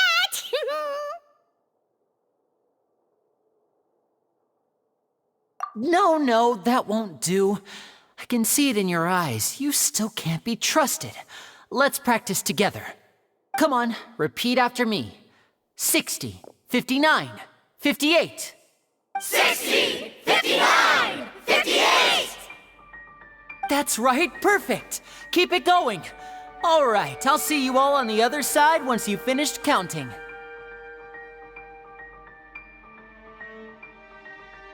$54, $53, $52?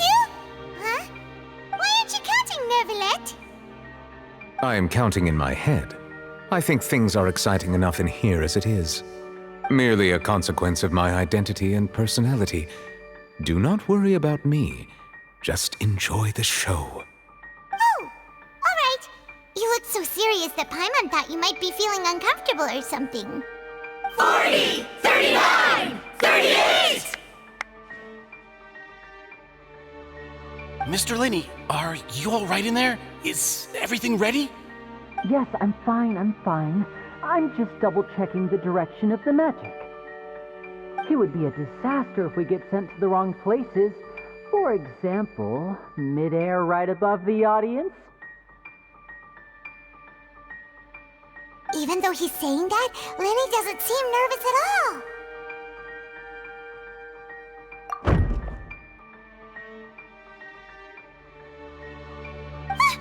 What was that noise? Did you hear it too?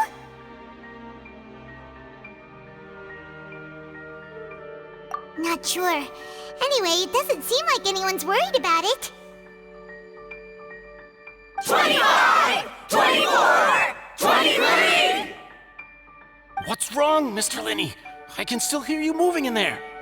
I seem to have accidentally knocked over a decoration. I'm trying to fix it, but it's pitch black in here. I can't tell left from right. Never mind the decorations. There's no time for that. The show is what's important. No, that's unacceptable. I want my show to be perfect. Don't worry, we still have 20 seconds. Hear them counting? 19! 18! 17! It seems things aren't quite going as planned. I apologize, everyone. It feels like you're all starting to count faster, but that's all right. I know it can be tiring to do such a long countdown. 10 seconds and change is still plenty of time. 10! Almost there now.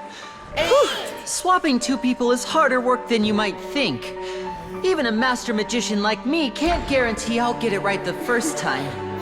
Hey, wait! Is this the back one? I can't tell. They both look the same inside. Huh? No, that's not it. I'll try again. 7! Hey, slow down! Honestly! 5! 4! 3! Whoops! That doesn't count! 0!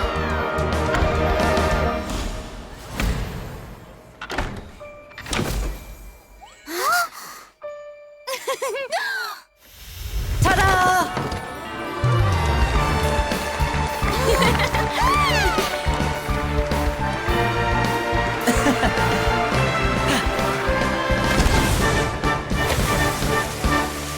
Huh?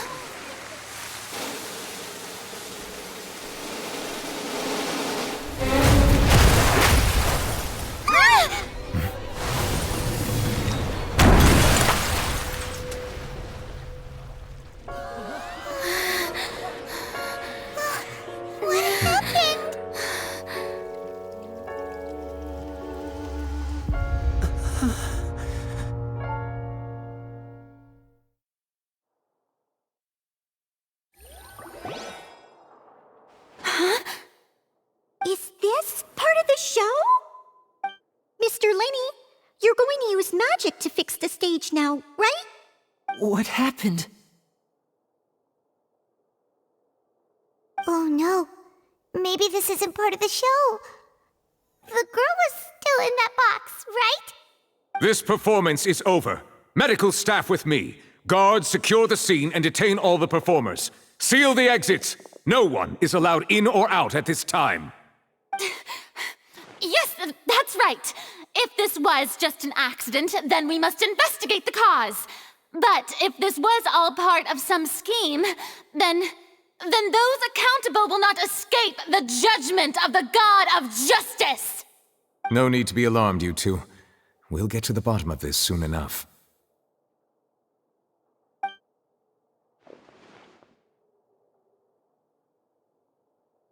Unfortunately, the person who is in the magic box has been pronounced dead. His name was Cowell, one of the assistants in Lyney's magic troupe. Apparently, the fireworks on stage ignited the ropes that were suspending the water tank, which then caused the tank to fall onto the stage. As of now, we are still not sure why we found Cowell in the box, rather than the guest from the audience. And after an initial search of the area, the guards have confirmed that the girl is nowhere to be found. It appears that this incident was not merely some mishap with the performance. And there are many indications that it is connected with the case of the serial disappearances of young women. The serial disappearances case? That's the case that Charlotte mentioned before! I know the truth. I can see through the whole thing. Really, using such a shallow and obvious mystery as his finale. Did he really underestimate us that badly? I say that our powerful magician, Mr. Lyney, is now the prime suspect for the serial disappearances case. Huh? Why me? This whole thing was an accident. No, this all occurred during your magic show, did it not? The missing girl disappeared after being chosen, did she not? The deceased is one of your assistants, is he not? Now that I think about it, that whole speech about magicians making things disappear was nothing more than a provocation, a bald-faced challenge. That can't be right! How can Lyney do this? He was in the box on the stage the entire time! We can even hear his voice! Besides, before the show, he told us that he would like to catch the criminal behind the disappearances! He couldn't possibly mean catching himself! Save discussion for a later time, please. Lady Furina, may I assume that your comments just now constitute an accusation against Mr. Lyney and his associates, and that you are pressing charges? Huh? I just think that I think it might be a little early to talk about formally pressing charges. But what Lady Furina said just now makes perfect sense. Looks like she's gonna personally deliver justice. A kidnapping and murder carried out under the cover of a magic show. Lady Furina said it all. I mean, of course, my dear people. But what excites me even more than the obvious truth before our eyes is the opponent I'll be facing. That's right. I mean you, Traveler. You'll support Lyney, won't you? After all, he was the one who helped you the first time we met. Then there's no problem at all. You know, the Traveler and I already had a duel the first time we met. But with Lyney's help, our little duel ended in a draw. But draws really are the most boring possible outcome. So, no more draws. Between the two of us, there must be a clear winner and loser. And what better place to hold such a riveting showdown and decide the true victor than here, on the grandest of stages, the Opera Epiclese. Huh? It wasn't a draw. She obviously lost last time. I understand. Charges have now been pressed, and as such, a trial is in order. Well, Traveler, seems Lady Furina has set you in her sights. But putting her dramatic rhetoric aside for a moment, I would like to ask you, are you willing to act as Mr. Lyney's attorney and defend him in this case? Very well. The trial will be held a day from now in the Opera House. Both sides may investigate the scene to build their cases and search for the truth.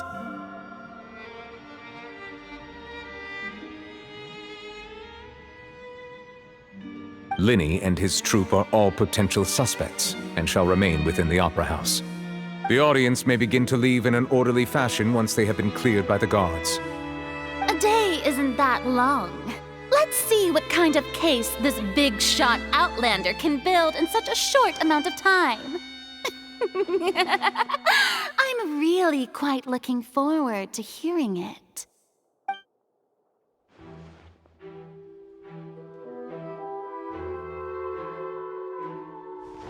Lyney!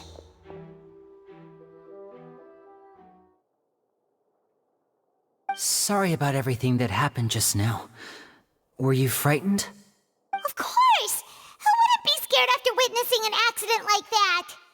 Yeah, I'm a little shaken up myself. How could this happen? And poor Cal. I know you already claimed that you would defend me, but now it's just us talking. Tell me, do you think I could possibly be the murderer? Good to hear. Thank you so much for trusting me. I'm sure everyone sees me as the biggest suspect at this point. But if you ask me, the whole thing is mysteries layered upon mysteries, such that all that's left is confusion. I don't know whether what happened there on the stage was purely an accident or not, and I don't know why poor Cal was in the box. As for how that girl chosen from the audience could suddenly disappear, I'm afraid I don't have any answers either.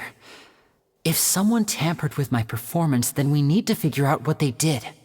Even a skilled and knowledgeable magician like myself couldn't pull all that off in just 1 minute.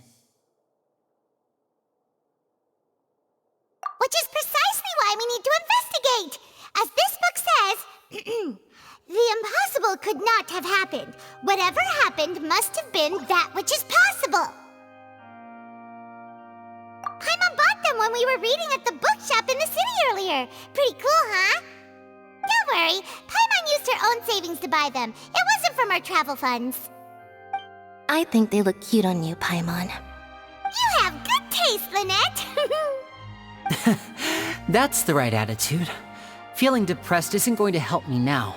I need to get back to my normal self. But with the guards watching our every move, it's going to be especially difficult for Lynette and I to prove our own innocence. Good thing you agreed to be our attorneys. Thanks for that. We'll be counting on you. Yes, thank you so much. Yeah, just leave it to us. Oh, since we're going to start investigating, Paimon has a question first. Where did Lynette go during the performance? Ah, well, I'm afraid that would involve some of our essential trade secrets as magicians. The secrets behind our magic are past saving, Lyney. I suppose you're right. The truth behind our tricks is going to be important evidence that will be weighted during the trial. 'Tis truly a pity. As a magician, our magic show is a work of art. We've poured countless hours and spared no effort in perfecting it. But if revealing our secrets will help you uncover the truth behind what happened, then it will be well worth it. We should go somewhere else if we're going to discuss our magic tricks. We'll go speak with the guards, and in the meantime, you can go investigate the stage and the seating areas. All right, let's go have a look while the investigation teams are still here. Detective Paimon is on the case!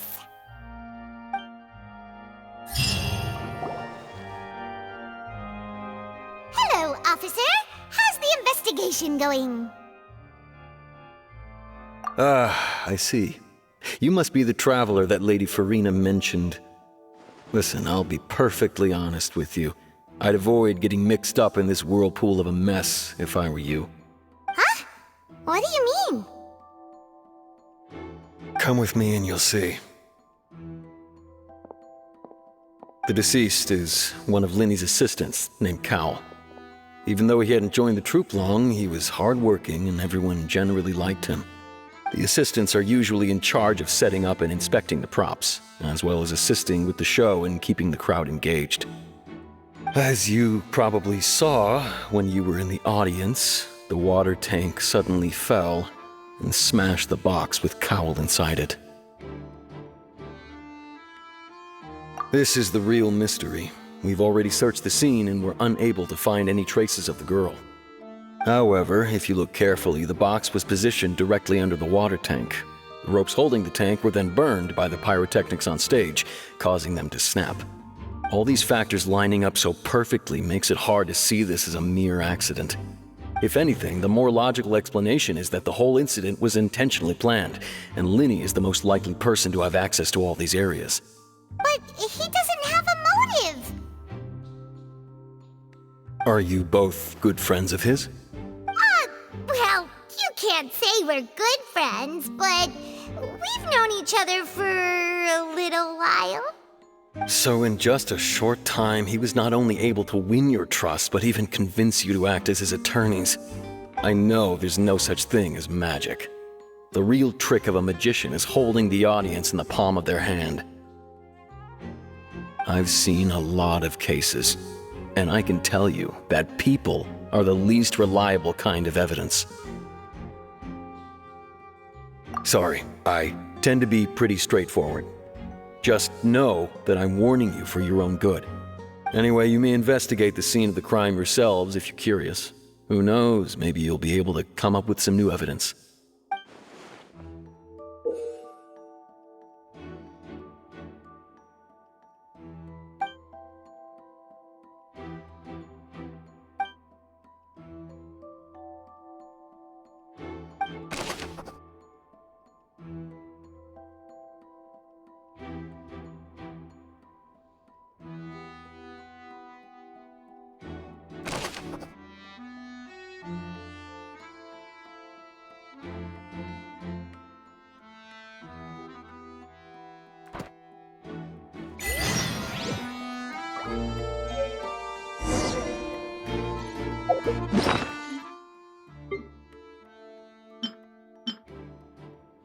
Whoever the murderer was, they must have made... Why would it be him?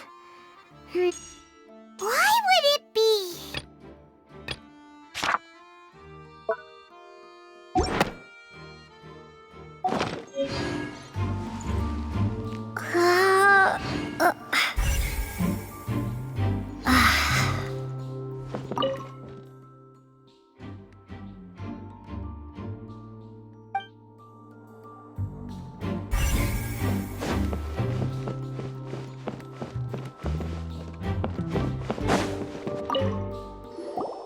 So this is the rope that broke and caused the water tank to fall. The rope looks pretty durable. How can it be burned through so quickly by fireworks? Why are you suddenly so serious, Traveler?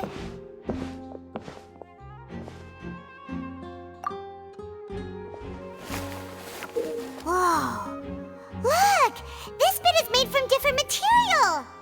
Most of it was burned away, but there's still a little bit of it left. Huh.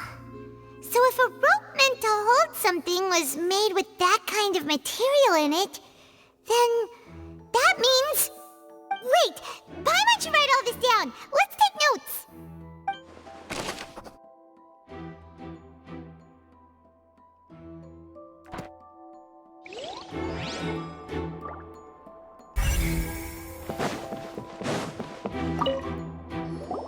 Hello there! What are you investigating? Oh, this location has also been cordoned off because the Magic Troupe members are currently considered prime suspects. The investigation team is still collecting evidence. The seats were all booked in advance. so we were able to deduce the missing woman's identity by checking the guest list. Sure, it's not like this is confidential information. We will publish it later anyway when we petition the public to help us find the missing person. Her name is Halsey. She's a painter from Fontaine who's made a bit of a name for herself. Apparently, she wasn't a regular at the Opera House, but she'd been feeling some pressure with her work lately, which made her decide to come see the magic show. The magic troupe members all claim not to know her. We have looked into her social connections. It seems that she has no personal grievances or conflicts of interest with the suspects. Simply put, she wasn't related to the magic troupe at all, which matches the features of the previous serial disappearances. Were the victims of previous cases also chosen at random? That's how it seems to us, in any case. Apart from the fact that they were all young women of around the same age range, there really weren't any other connections between them. Okay then. No need to be so formal. If you do happen to see the missing girl, please be sure to contact us. It is of utmost importance that we get to the bottom of these disappearances.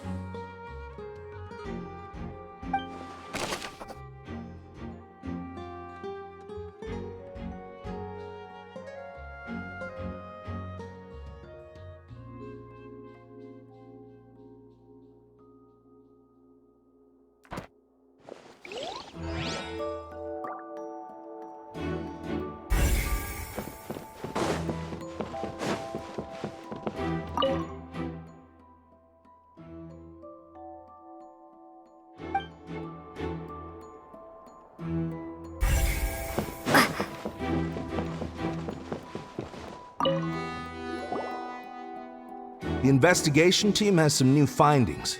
Turns out there's an issue with the random number selector after all. See, I told you. What if the machine picked some big guy's seat? You think the murderer would have still made his move then? Sorry to interrupt, but we're helping Lyney and Lynette with their side of the investigation. What were you saying about the number selector? There's something wrong with it? You're trying to help them? That'll be a tall order. Lyney used the machine to pick a random member of the audience during his performance, right? The lucky girl that later disappeared. Well, we thought there might be a serious problem with the machine, so we had it taken away for further inspection. It turns out that the seat number it picked wasn't random at all. The machine picks that same number every time.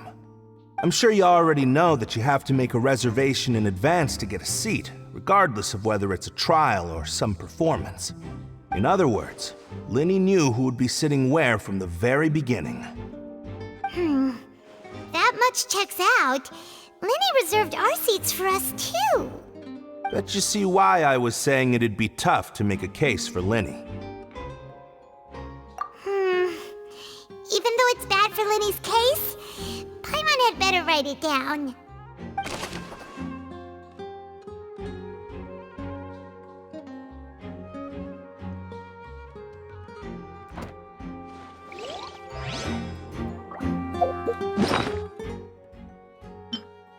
Whoever the murderer, this rope was obviously people needed. Why would it be? Gosh, no wonder the serial disappearances never got solved.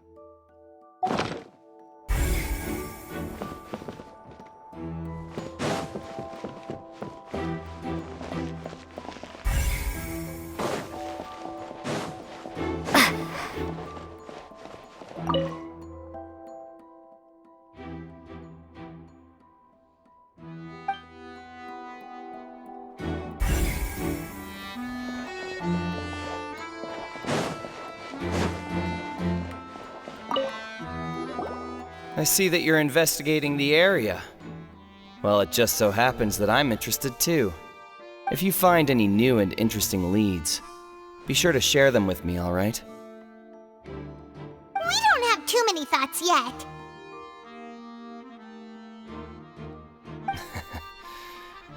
Then why don't I tell you my hypothesis first? The way I see it.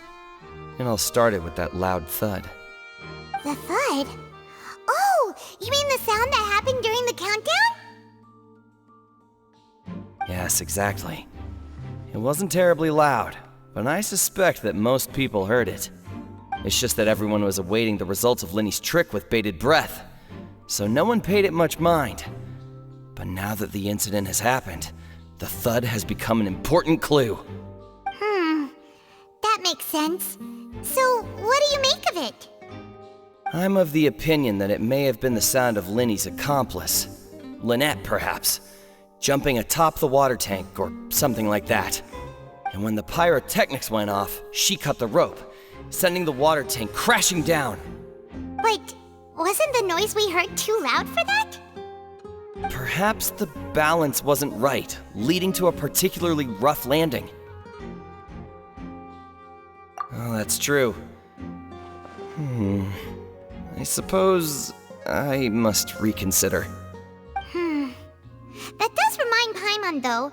What was with that sound?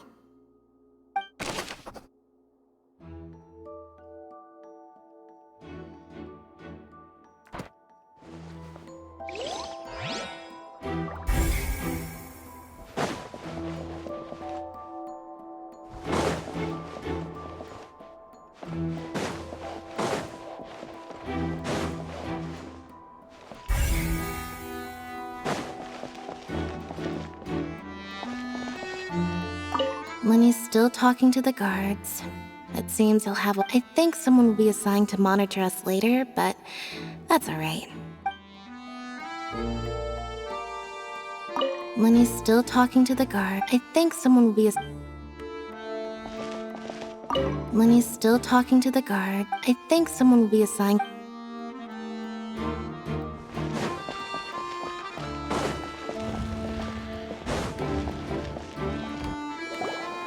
Hey, you! Yes, both of you! Over here! I've been keeping an eye on you for a while now. Huh? You mean us? That's right. If I'm not mistaken, you're also among those who wish to cut down the thorns and pursue the truth. No? And by the looks of it, you're not from Fontaine. Well, you're right on the more about that one, but who are you? Have you never heard of the Spina di Rosula? From mediating disputes and providing protection to solving conundrums, you name it, Spina di Rosula does it. And I, Navia, have the honor of being its renowned president. Though those who play by our rules call me boss. I'm Silver, her attendant. Pleased to meet you. And I'm Melus. Demoiselle's various daily needs and affairs are under my purview. Huh? Boss? Demoiselle? What gives with the names? Well, I am the second generation president. Melus and the others are still used to my previous title. My apologies, Demoiselle. Should you prefer, boss, I will endeavor to use that instead. No, no need. You don't have to call me boss. Just Navia is fine.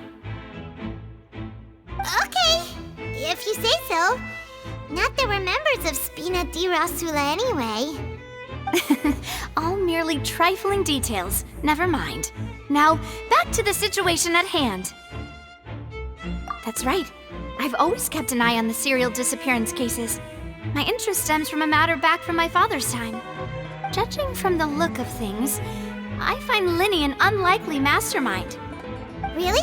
We think so too! That's why we're looking for clues now. But how did you come to that conclusion? Intuition, naturally. My unparalleled intuition. Furina sure was quick to point the finger at Lyney without any decisive evidence whatsoever, wasn't she? But that's not uncommon for her. If you remember, the Justice had to interrupt her and ask if she was pressing charges just to keep her from getting carried away. Anyway, a trial begins the moment someone levels charges. And, of course, there was no way Furina was going to back down in that situation. Sounds more like you just don't trust the Hydro Archon. Well, what's your opinion? I must admit that she can be interesting at times. But liking her doesn't mean that I'll blindly agree with her. All right, I've answered your question. Now, it's time you answer mine. Wait a minute! Did that answer count? Well, I say it does. But don't worry, you won't hear any pointless questions from me. In your opinion, do you think it's right to treat a trial like it's an opera?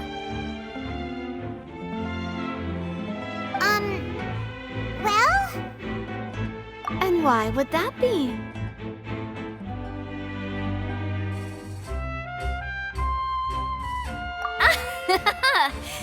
See, Silver and Malouse? I told you they'd be different. Most astute of you, demoiselle. I too think that the Traveler's response was most excellent. No matter how wonderful the script or how fervent the audience's expectations may be, the trials that go on stage here must be based in fact. And if that can be done, boss, then... All right, that's quite enough, Malouse. Anyway, I like your answer. You passed with flying colors. Now, I need to make some preparations, following which our joint investigation shall commence. You two shall be my assistants. Wait! Since when did we become assistants? Oh, well, I can be the assistant, sure. Or your companion, if you like. I'm really not that fussy. That's more like it. Far be it from me to brag, but I believe that Demoiselle's intuition will be instrumental in uncovering the truth. You wish to save a friend from false accusations, and we wish to unravel the disappearances. In this sense, our goals are aligned. You have a point. You're quite the talker, aren't you, mister? And what about you over there? What do you think? You seem like you've got something on your mind. I have nothing to add. Oh, alrighty then. We'll be making some preparations first. Just be sure to let us know if they start revealing Lyney's tricks. Thanks!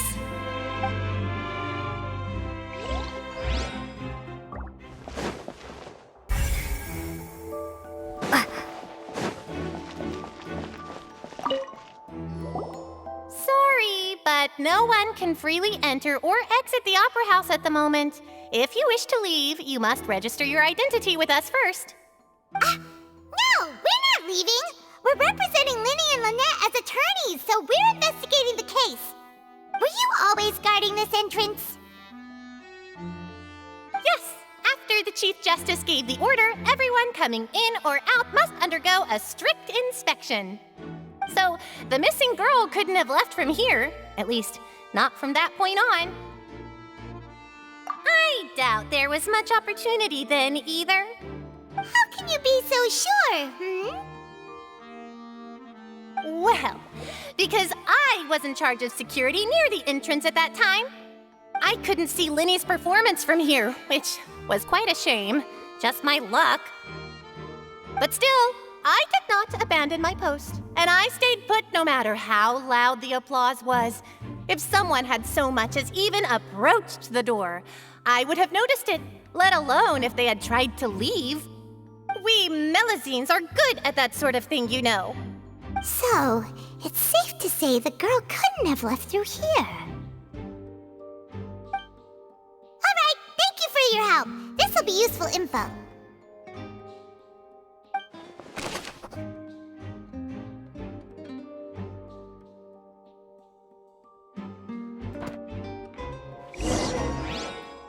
We've checked everything of note here at the performance venue. My mom wonders how Lyney's discussion with the guards is going.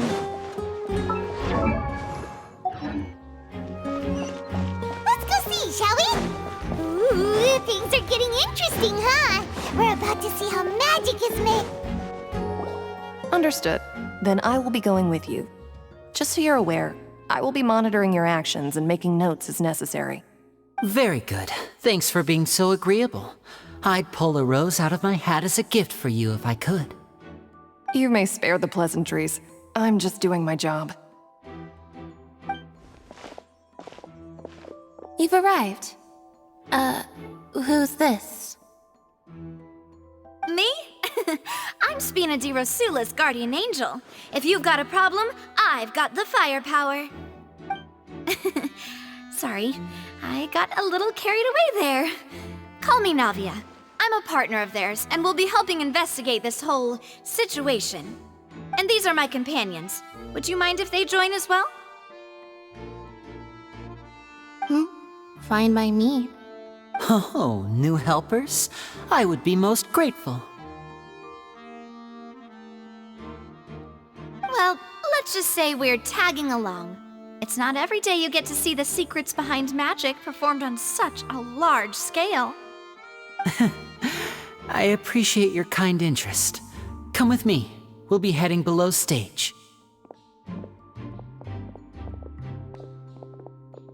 Huh? Below stage? Yes, a world of secrets is hidden beneath this magic box, prepared specifically for this switcheroo trick. But before I reveal everything, you should have a look first. Notice anything strange here?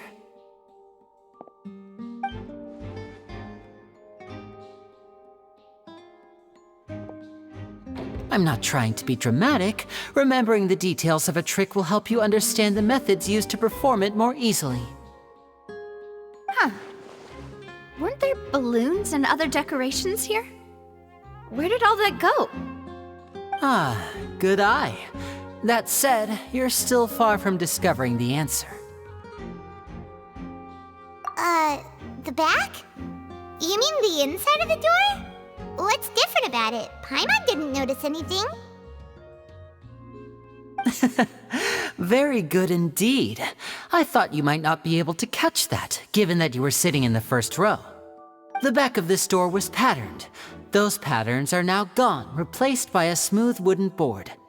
So, if you put 2 and 2 together, what do you get?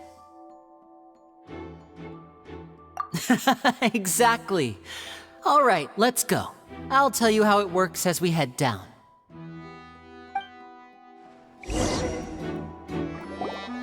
Oh, so there was a passageway under the magic box! I knew you'd figure out most of it as soon as you saw this place. The 2 magic boxes are positioned right above the 2 entrances of the tunnel. See this flatbed trolley? The box with the lucky audience member in it would be shuttled over to the other side using the trolley. This trolley can raise and lower and even rotate, ensuring that the box will face in the right direction. I see. So that's the purpose of the box inside another box. Precisely. The inner box would descend after the audience member was put inside and be moved along the trolley, all while the outer box would remain on stage as if nothing had ever changed. So that's how you did it! Once the box was lowered, the trolley would store some energy through this device here, with which it would complete the rest of the steps. The audience member would only be able to feel some slight movements in the dark, and by the time she walked out, she would already be back on stage. Right! You were talking that whole time, and you even came out for a moment near the end! Ah, yes. A phonograph operated by Lynette was used to achieve that effect. My assistant and I had already scripted our conversation beforehand. When the countdown began, I had already gone to the opposite box via a tunnel using that ladder. And what about Lynette? Where was she? I was in the mezzanine space in the back of the box. Oh, interesting! That's how we were able to coordinate Lyney's lines with the assistant. And, by the way, I was the one who walked out of the box at the end. I mean, we are twins. All it takes is a change of clothes and no one can tell who's who. And that's my favorite part of this trick. Only Lynette and I can perform it. So that's how it all worked! Wow! Every detail you revealed was more amazing than the last! Lynette would briefly walk out of the box and then go back in, jumping into the tunnel and escaping before the box on the trolley could finish ascending. And then I walk out of the other box in the audience area, and the trick would be complete. The operative word here being would. But as you saw, Cal was in the box, not our audience member. She, on the other hand, mysteriously vanished. We really don't know how that happened. If not for that interlude, this would have been an astonishing trick. I probably never would have figured out how you pulled it off. And yet, to think that someone was able to use this magic trick to commit a crime. Could we have a look around? I think we can come up with some more leads. This is the scene of the crime, so Lyney and Lynette are not permitted to stay here. I'll escort them back up. Yes, of course. No need to be so strict now. I won't disappear into thin air, you know. Thanks, everyone. We're counting on you.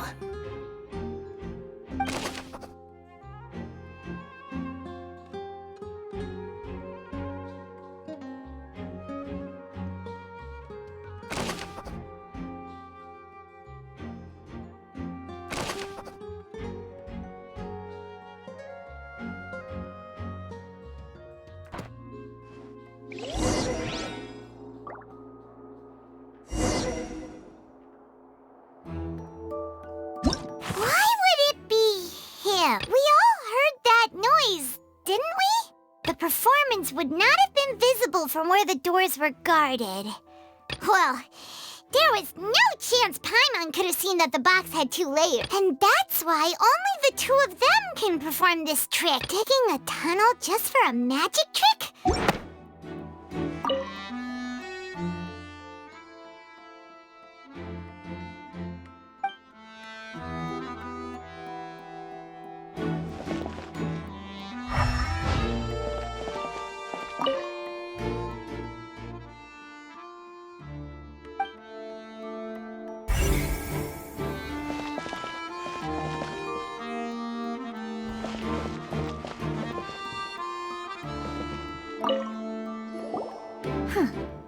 What's this? Looks like a hook tied to the end of a rope. Huh? There's a... Perhaps it was a prop for a different trick. But why would it have been left here? Whatever it is, let's make a note of it first.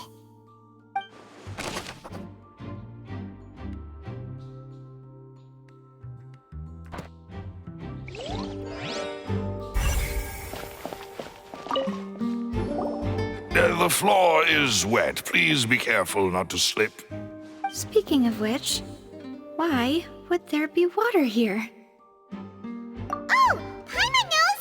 It's one of those tricks where you pour water into a jug and then flip the jug over only for the water to disappear? And here's a broken vase! Huh. Did the trolley knock it down while moving? That can't be. The trolley moves along tracks from start to finish. It couldn't have hit the vase at this distance.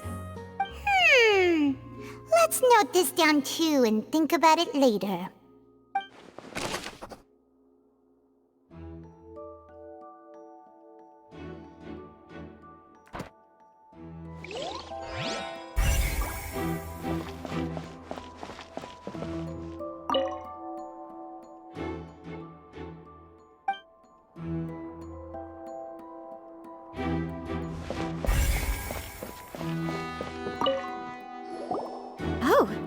These are the clothes that the lady chosen from the audience was wearing, right?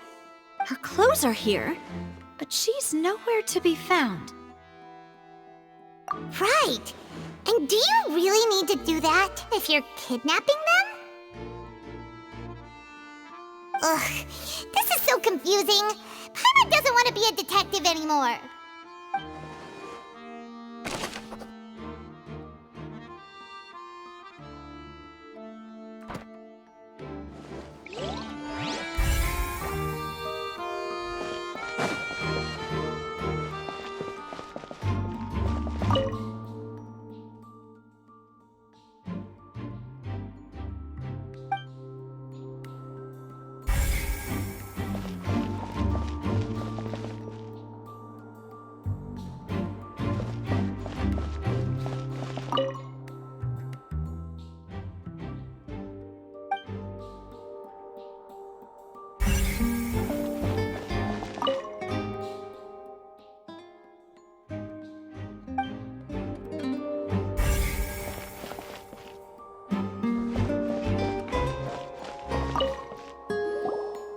What is this place?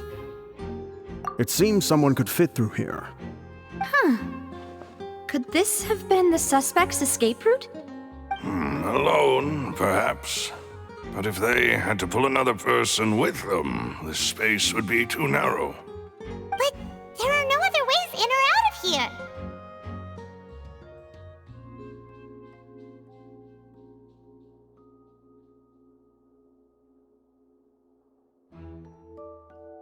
Oh, you're right! Let Paimon write that down.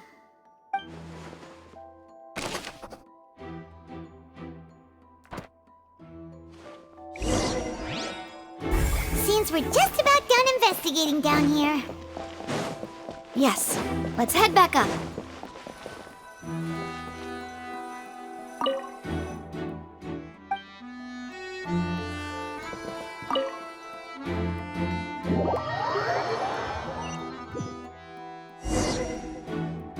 Well, we've ascertained the state of the crime scene. Let's find a place to sort out our findings once Malus returns. It seems to me that there are several things that don't add up here. Apologies for the wait, demoiselle. So, what did the guards say? Did the criminal escape through the vent? They believe the odds of that are very low, since the vent leads to the Opera House's basement. The guards have checked the area carefully.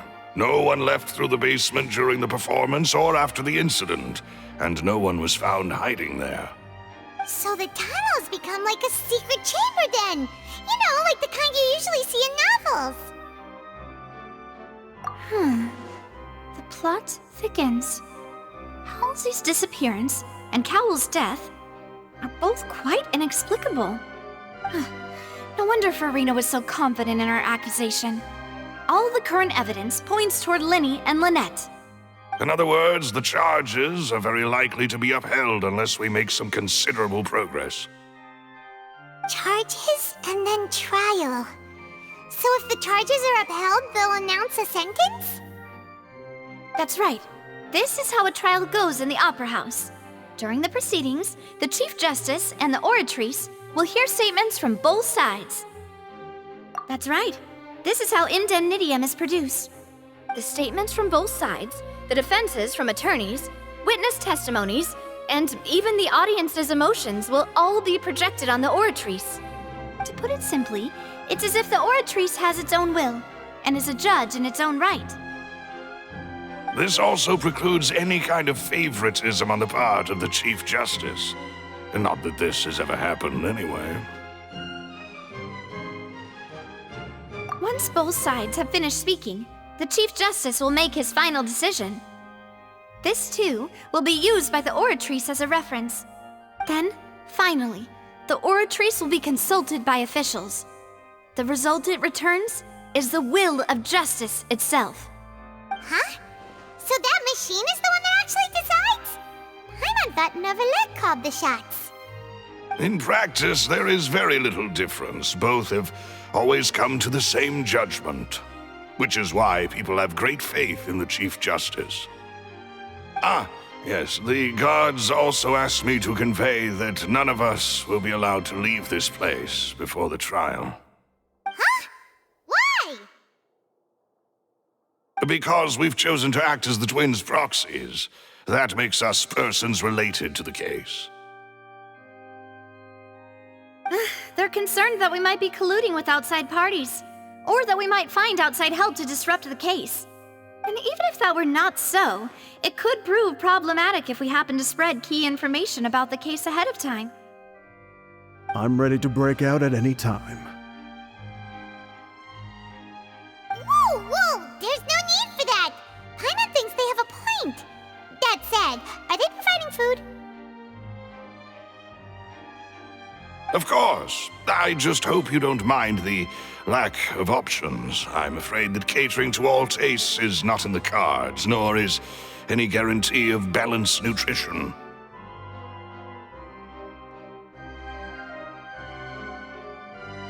In that case, let's just sort out our findings together here. Pity. I was hoping to take you to try some of Fontaine's famous desserts, too. I mean, what better way to properly think through our findings than over some tea and sweets? breaking out suddenly doesn't seem like such a bad idea after all. Just kidding, just kidding. Paimon will still do her best, even if there are no snacks. What do you mean, no snacks? Of course we'll have snacks. If we cannot buy some, then we'll simply make some. Huh? Here? But how? Understood, demoiselle. Everyone, please come with me.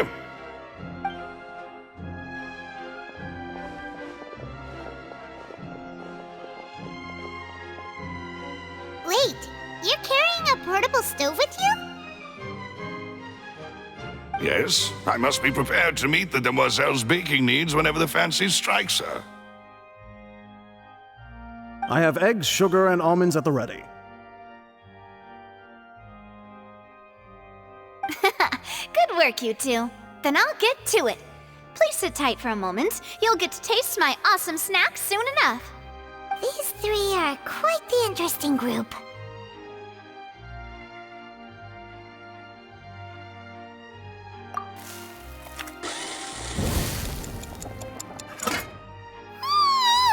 And Paimon thought it smelled good while it was still in the oven! Oh, it's even better now. Paimon can't stop drooling. From the way you had these two guys carrying all that stuff around, Paimon thought you'd have them do more during the baking process. But you ended up doing the entire thing by yourself! Beating the egg whites, grinding almonds, everything! I was applauding. And I was giving encouraging smiles.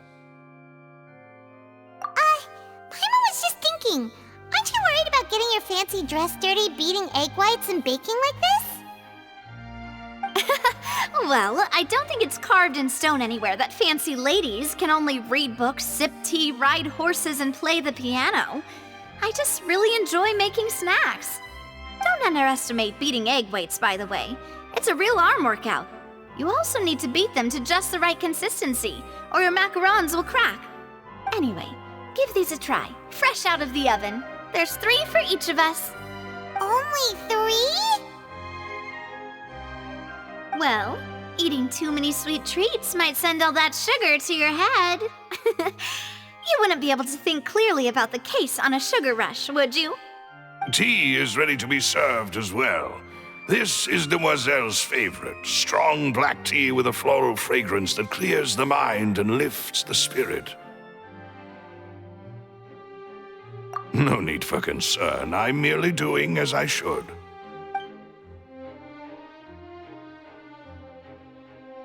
All right then. Down to business. As Paimon mentioned previously, the tunnel seems to be something of a secret chamber. However, we can assume that Lyney and Lynette were not alone within it. Some criminal also occupied its sealed confines. The magician twins could have committed the crimes, of course, but they lack any logical motive. Exactly! Why would they do such a thing right when everyone was watching?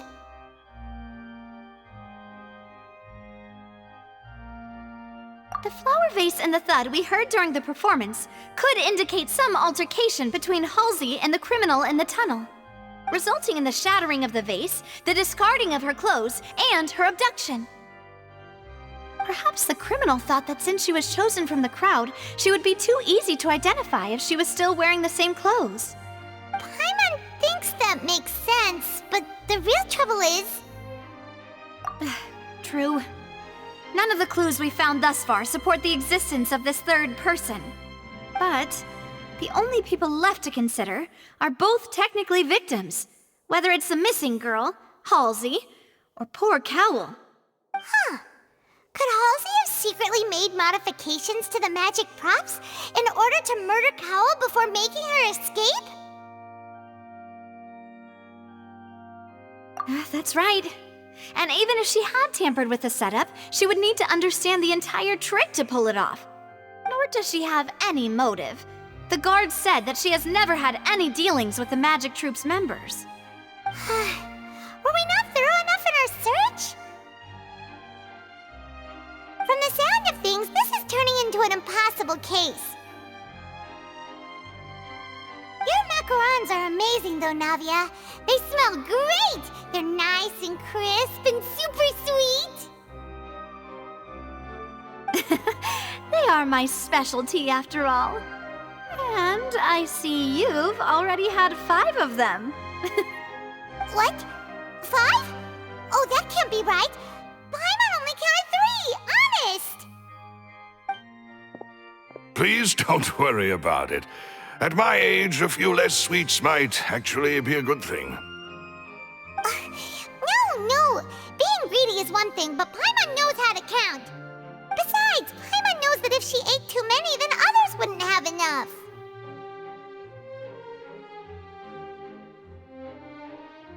Wait, even you don't believe Paimon? How could you? If Paimon ate those 2 extra macarons, then may they turn into stone in her stomach! All right, we get it. Well, I suppose one of us might have gotten too engrossed in our chat and eaten them by mistake. No big deal. Maloose, set up the stove again if you would. Huh? What are you doing? Making sure everyone gets 3 macarons, of course.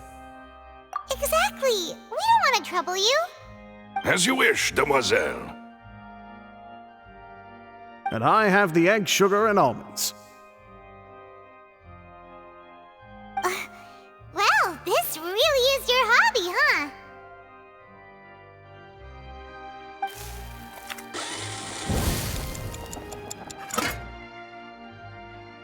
Well, that's it for snack time.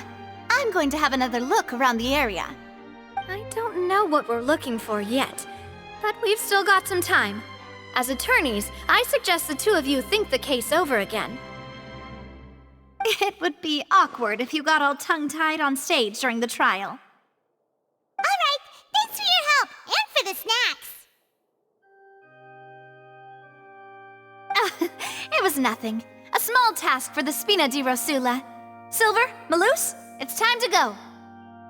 I'll be back if I find anything new.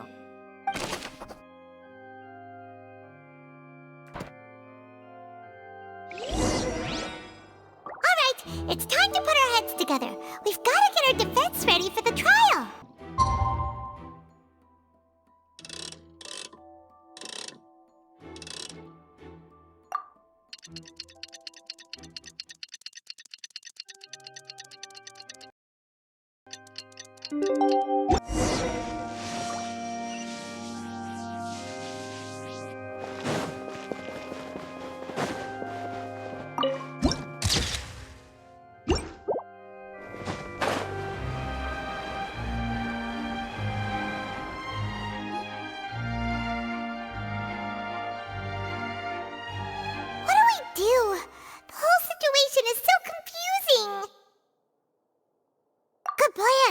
Impossible things don't just happen. We'll get to the truth one way or another.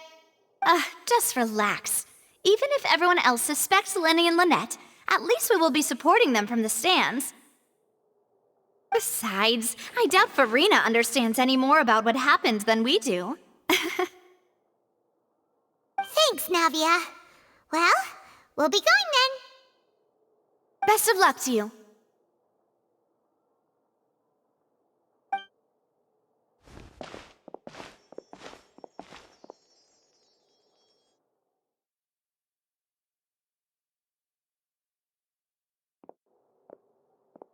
Ah, finally, you're back. Well, how did your investigation go? To be honest, you might be disappointed. No. We're already very grateful that you were willing to help. Well now, don't you all look disappointed. Don't tell me that your investigation came up empty-handed. That was to be expected, of course. The guilty can never produce proof of their innocence. But don't let that stop you. I shall be terribly disappointed should you, my most anticipated foe, concede so easily. Since both parties are present, I declare that the trial regarding the magic show incident is now in session. Firstly, in order for the audience to understand the causes and results of the incident, could we please have Mr. Lyney explain the trick? Yes, of course. I will explain while Lynette demonstrates on stage. All the necessary items have been prepared.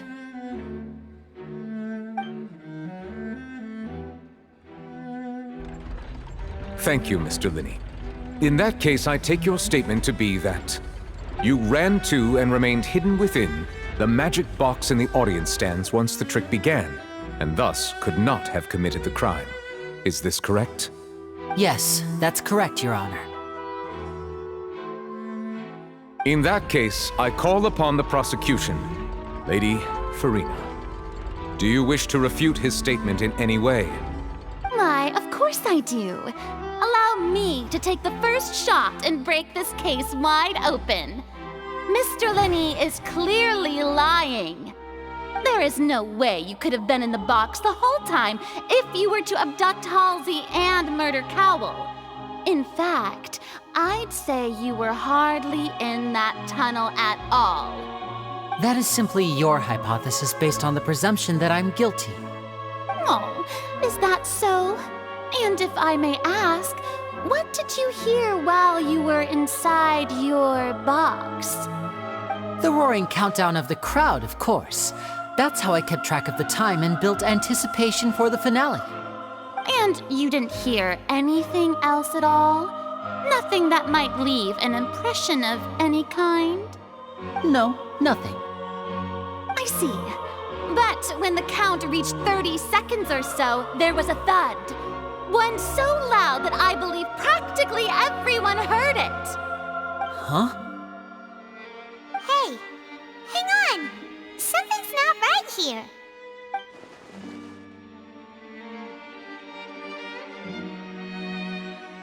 Yeah, I'm sure he could have heard a noise that loud from inside the box. I was right by the box and I definitely heard the thud. Look at those scales. Could those mean... Well then, ladies and gentlemen, allow me to use the words of the magician himself. You never know what can happen in the blink of an eye. Indeed, it seems his alibi can also collapse in the blink of an eye. Of course, I have armed myself to do far more than smash your alibi. Confidence cannot go unfounded, and my foundations are rock solid. Tell me, aren't you and Lynette actually from the House of the Hearth? The House of the Hearth?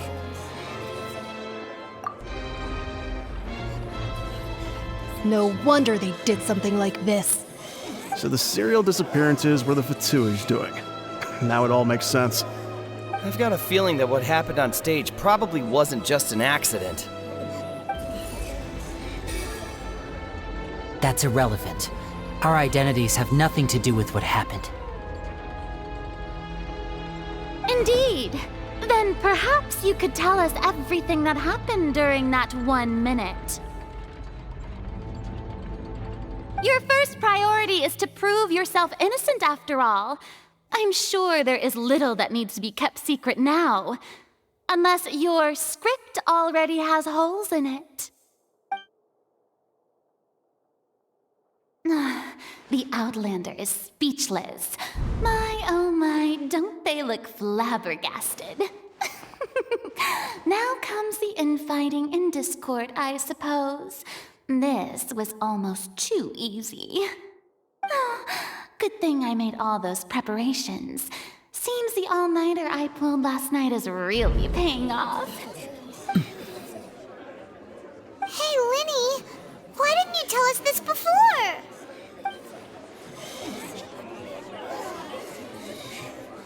Order! Order! Mr. Lyney, allow me to re-establish the facts. Lady Furina has raised 2 points. First, when the thud was heard in the Opera House, you were neither in the box nor the tunnel. Second, you and Ms. Lynette are both members of the House of the Hearth. Are these claims true?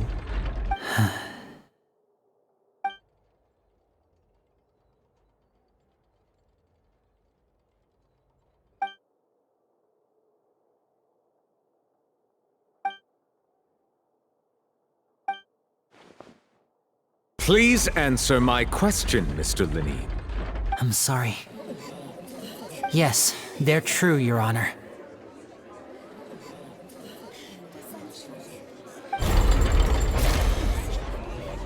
I knew it!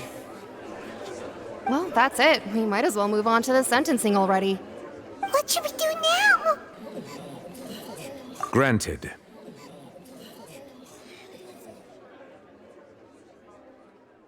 In that case, what is your request? Is that really necessary?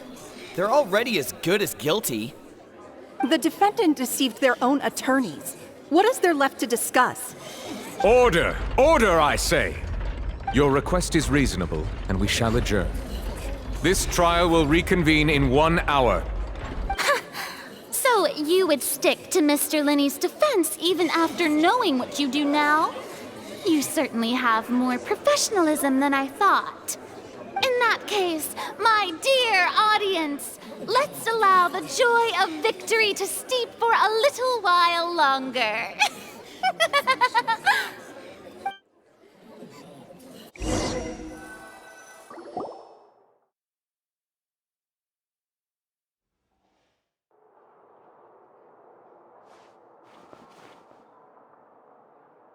Well, this is awkward. I didn't think the Hydro Archon would dig all that up. I'm sorry, Traveler and Paimon. Yeah, sorry. Paimon doesn't know where to start. We trusted you two. We based our entire reasoning on the assumption that you weren't bad guys. Not to set the wrong tone or anything, but Paimon's really mad! I'm very sorry.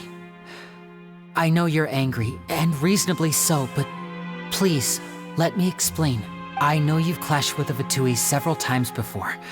I wouldn't be surprised if just hearing the word is enough to make you upset. But our organization is very, very large, and the Harbingers have very different personalities and goals. Right now, we want to save people. As many as we can. That's right. I'm sure we're on the same page when it comes to this nation and the disaster that its people might face. I knew if it weren't for our respective identities, we could become good friends.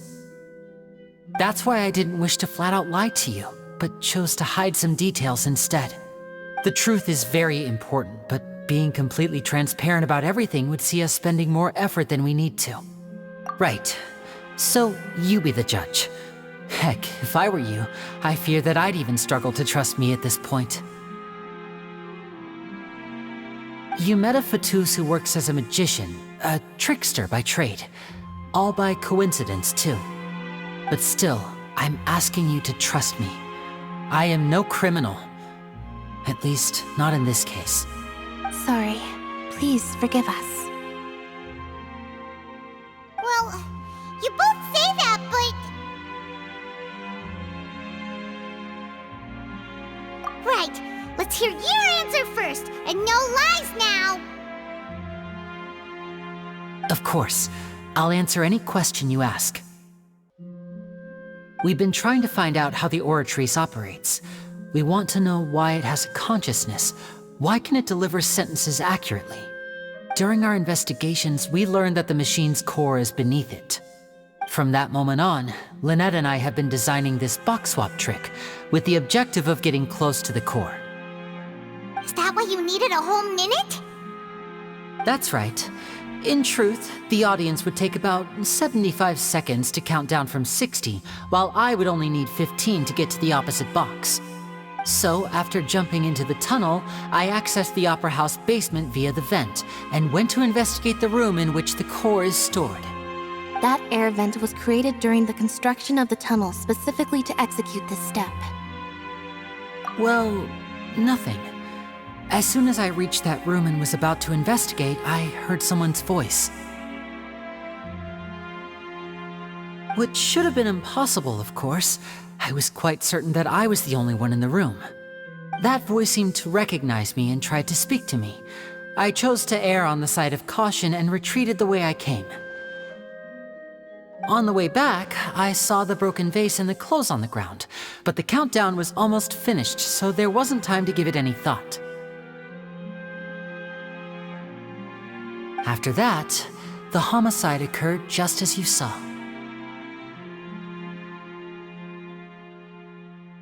Well, that explains why you didn't hear the thud. Because of that prophecy I told you about, of course. We must know all we can about this nation's secrets in order to deal with that prophesized crisis. That's the only way we can save everyone. So, there you have it. The whole truth.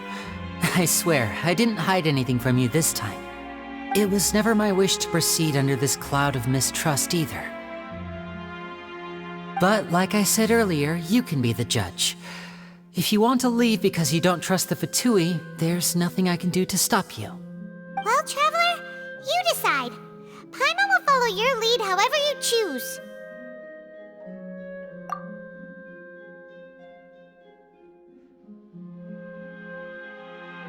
Okay, thank you. Thanks for giving us a chance. The current problem is that the scales are tipped pretty badly against you two. If we want to refute the Hydro Archon's accusations, we're gonna need a seriously watertight defense. Huh? Oh, Paimon thinks she gets what you mean.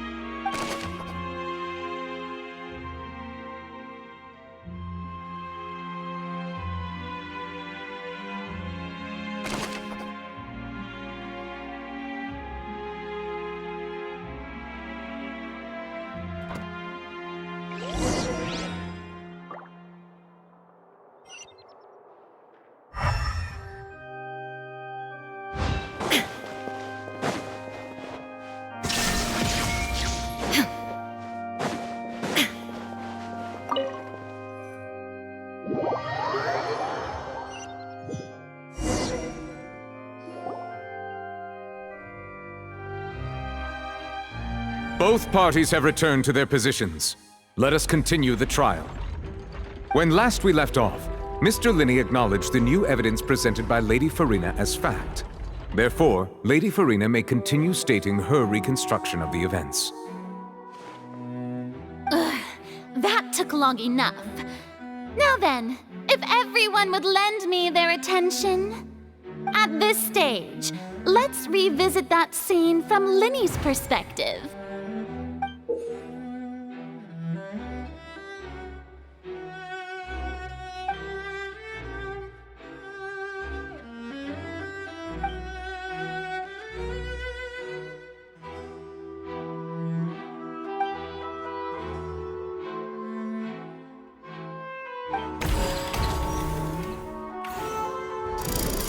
Countdown began, he entered the tunnel.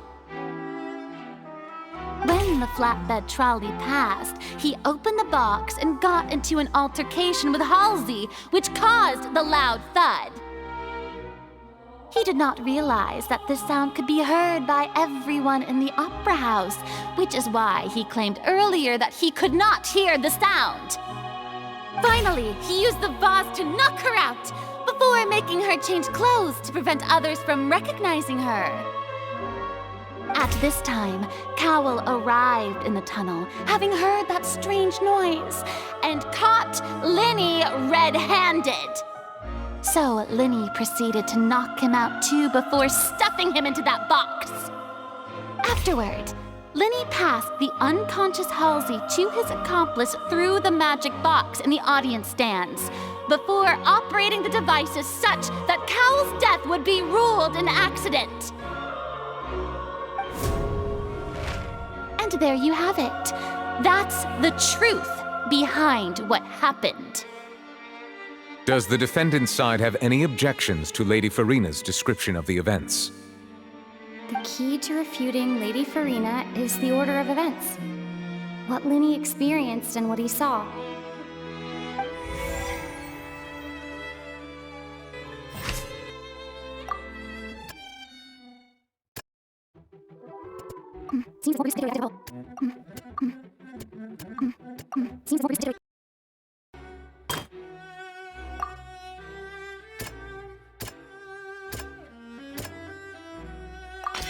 According to Lyney, he left via the vent after entering the tunnel.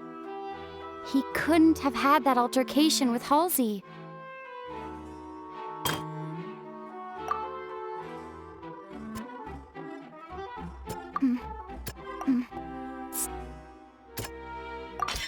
Lyney went to the room that contains the Oratrice's core. This is the actual truth.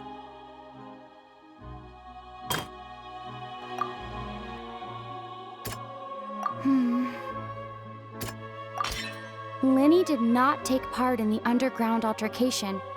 He only witnessed traces of the aftermath. Attention! Ace Detective Paimon has something to say! When the countdown started, Lyney did indeed go into the tunnel. But he immediately used a vent to access the Opera House basement, which is where the underground core of the Oratrice is stored. Once he reached that area, he heard a voice in what should have been an empty room. Since he felt something was amiss, he returned immediately.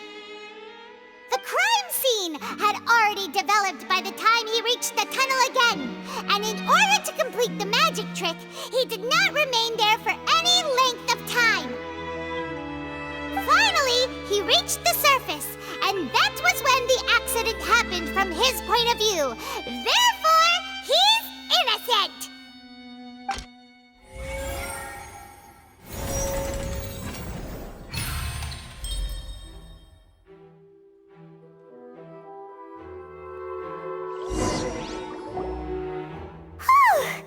Paimon did it!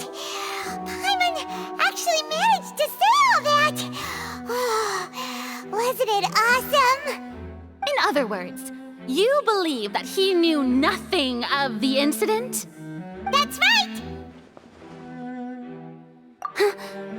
My reasoning?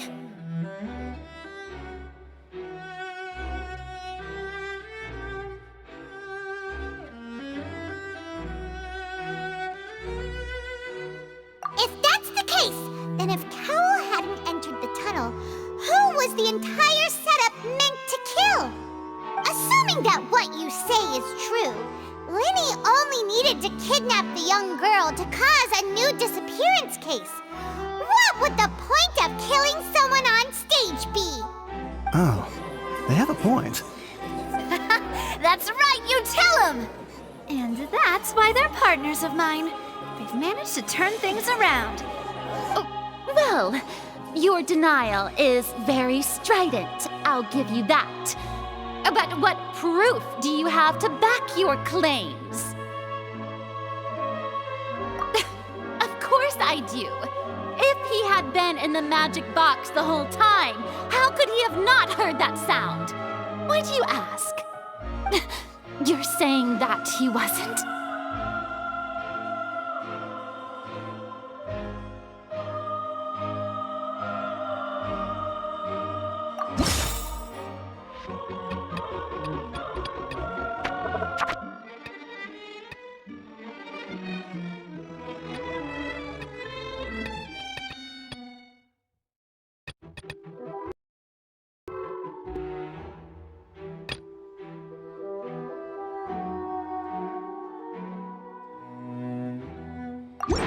That's right! Lyney wasn't in the box or in the tunnel. That's why he didn't hear anything strange during the performance. This means that when the crime happened, Lyney had already entered the basement via the vent. The same clue you used to disprove his alibi has now become the best proof! Ha ha! How do you like that? Well played. To think you'd use such logic. Well then, if it wasn't Lyney who committed the crimes, then who was it?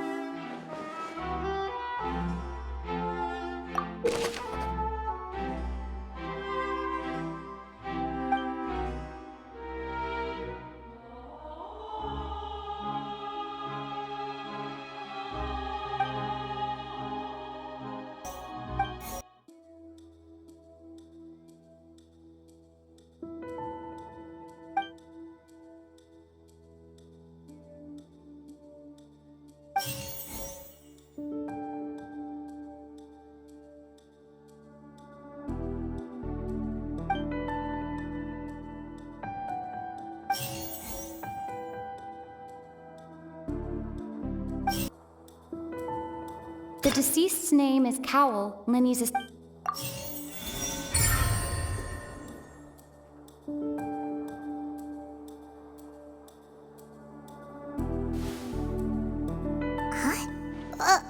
That can't be right. Are you serious? The killer was, in fact, Cowl, the deceased! Oh, is that so? How interesting! Let's hear your reasoning then. What I must do next is recreate the truth. What Cowl did, and how he went from would-be perpetrator to victim. His name is Cowl, Lyney's assistant. He would have been able to tamper with...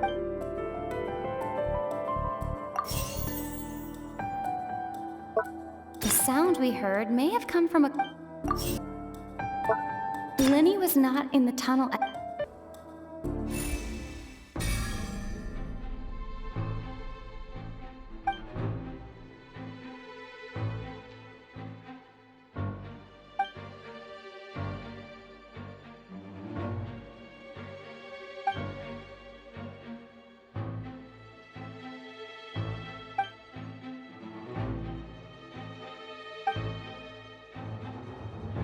What's wrong, Traveler?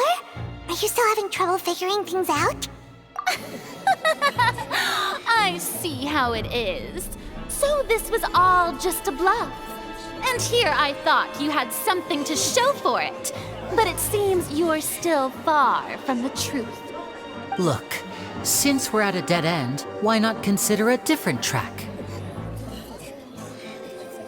Just like the trick as it transpired, the end result must have been utterly different from the magician's initial design. If only we knew how Halsey disappeared. Well, that would be nice, but the tunnel only has 3 exits, and none of them seem very likely. And it's not like this is a magic trick where you can just make a real live person disappear. You know, like you did from that water tank, Lynette. Excuse my interruption, dear opponents, but do you not see that the crowd is growing impatient? There is no greater sin in this opera house than an awkward delay in the performance.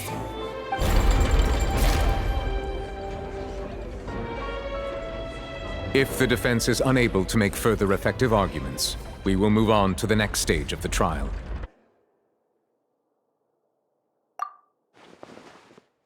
Lyney was not in the tunnel at that moment, which gave our criminal ample time. The sound we heard may have come from a clash between the missing Halsey and the criminal.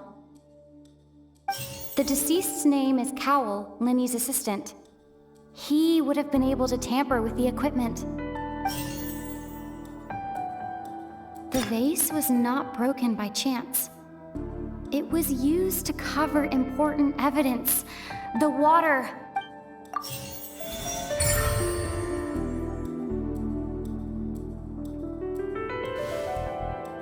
Oh, Paimon gets it! It all comes together if Halsey disappeared instead of being kidnapped. Lynette escaped from the water tank, vanishing gradually and leaving only clothes behind.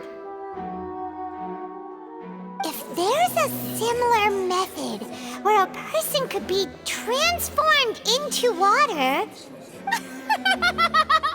Oh, just a moment, please. I do hope you know how preposterous you sound at the moment.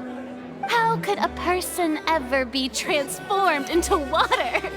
This is reality we're talking about here, not some magic trick.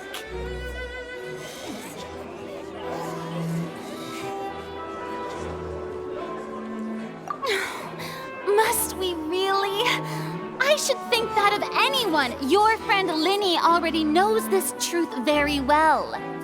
Magic tricks are ultimately just illusions and misdirection.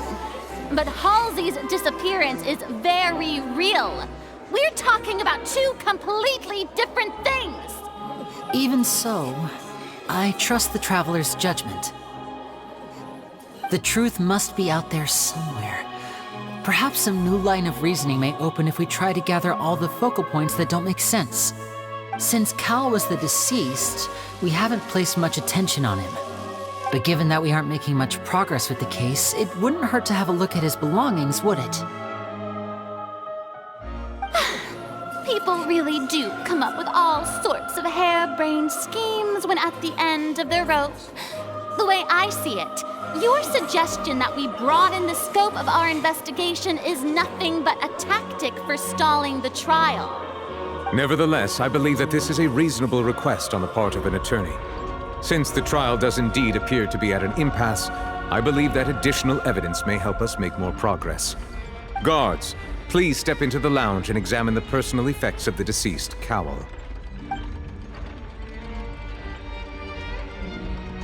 We are still examining the items, but we have already made critical progress that we feel must be shared with everyone post-haste. We discovered several test tubes of fluid within Cowell's baggage, each labeled separately. The notebook in his backpack claims that these fluids are water from the Primordial Sea. The Primordial Sea? The note's contents also indicate that Cowell belonged to an organization that sells illegal drugs and that he had an accomplice. The notebook has many entries concerning safe usage of these fluids, in which the keyword dissolve appears many times. One of these tubes was labeled Opera Epiclese, along with yesterday's date. It is empty. The notes also state that these dissolution properties work exclusively on people from Fontaine. It's likely that Halsey was chosen as some sort of test subject. As such, we believe that the defense's hypothesis is, in fact, supported by sufficient evidence. You've gotta be kidding! People dissolving into water? Could something so ridiculous actually be true? Wait a moment. This reminds me of a certain prophecy, but it's just a coincidence, isn't it? Huh. If people can become water, does that mean that the water tank's real use was as a means to hide water stains? And if Cowell was targeting that girl... Wait just a minute. Could that mean... You two, with me, quick! Demoiselle, wait! What about your partners? Let's go. Just trust me. Order! Order! It is undeniable that further examination of the deceased's personal effects has yielded some surprising results, but we cannot yet verify the veracity of these clues. Still, let us assume that these clues are indeed authentic, albeit with the understanding that Ms. Halsey has yet to be found. Guards, please continue examining the items along these lines. Mr. Lyney, it appears your hypothesis is supported by the evidence, so please continue speaking. Of course. Thank you, Your Honor. If we uphold this hypothesis, I believe that many of this case's seemingly unrelated clues can be connected together. Right! Like the metal hook! That one didn't make sense at all. Let's think about this. Cowell's methods must have something to do with that water from the Primordial Sea.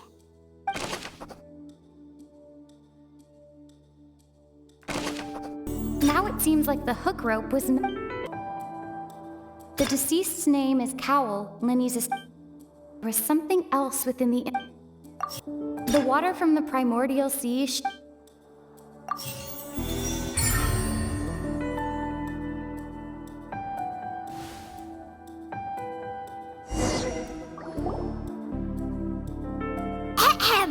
It's Ace Detective Paimon's time to shine again!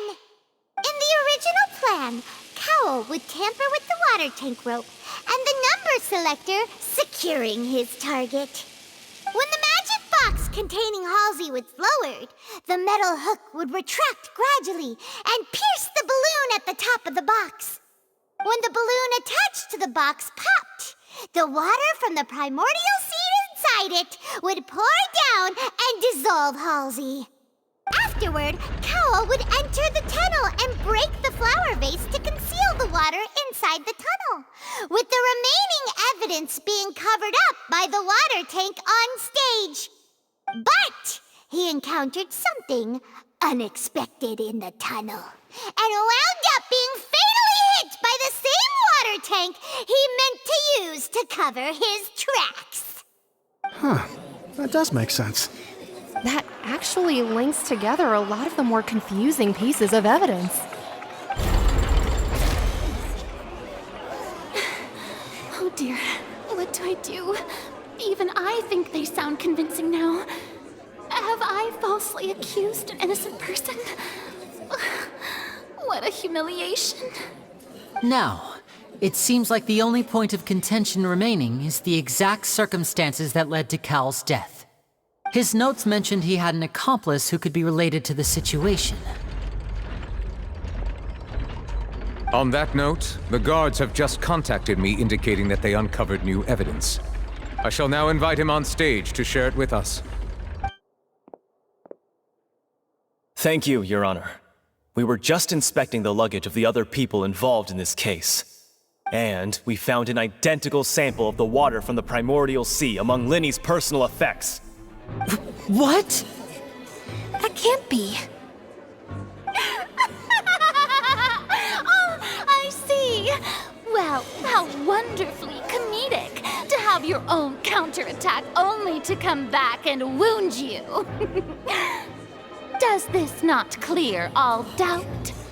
My dear citizens, my loyal audience, allow me to present my reasoning and bring this performance to a swift close. Lyney did not need to take part in the dissolution of the young woman at all. Indeed, he did leave the scene via the vent. Having made modifications to the props beforehand, his accomplice Cowl then caused Halsey to vanish using the water from the primordial sea. But upon his return, in cruel avarice, Lyney desired sole credit and prepared to do away with his partner in crime. Ultimately, he knocked Cowl out, and the tool meant to cover the crime up also became a murder weapon. Now, as much as I regret having come to such a viciously straightforward conclusion, it does seem that the famed Fatui is quite the cold-blooded and ruthless organization. Am I right, Mr. Lyney? We've used up all the evidence we collected. There's no way for us to make a rebuttal here. Is this the end of the road?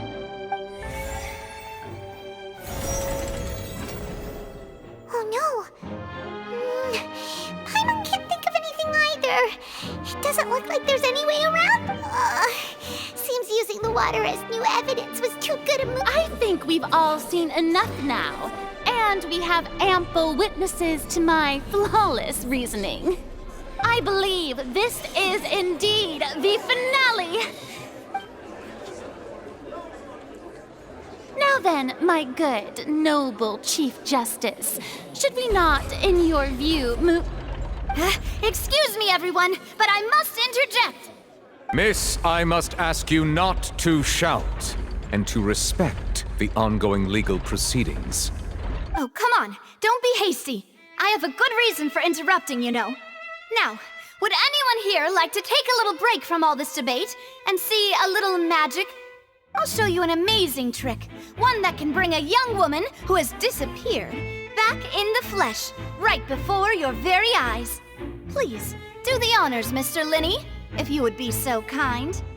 What in the world is she saying?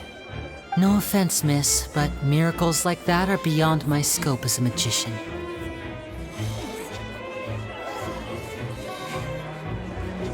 Come on now, don't be silly. Magic is all about misdirection, isn't it? It often conceals the truth while presenting a fascinating illusion. But once everyone believes the illusion, can't magic reveal the truth to them once again? And wouldn't such a trick be the most marvelous finale to today's performance? Come on, Lyney and Lynette, give it another go. Don't worry, Spina di Rasula has made the necessary arrangements on your behalf. But as the magic makers and stars of the show, I think I should leave the final performance to you. I understand.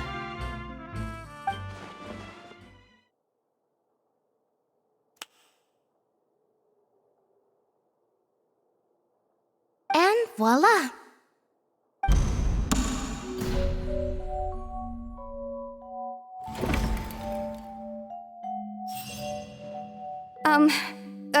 Sorry for the interruption. Wait, isn't that Halsey?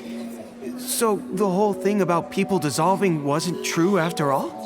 To be clear, I'm only here because this person told me that if I testified, the merit of doing so would lessen my sentence.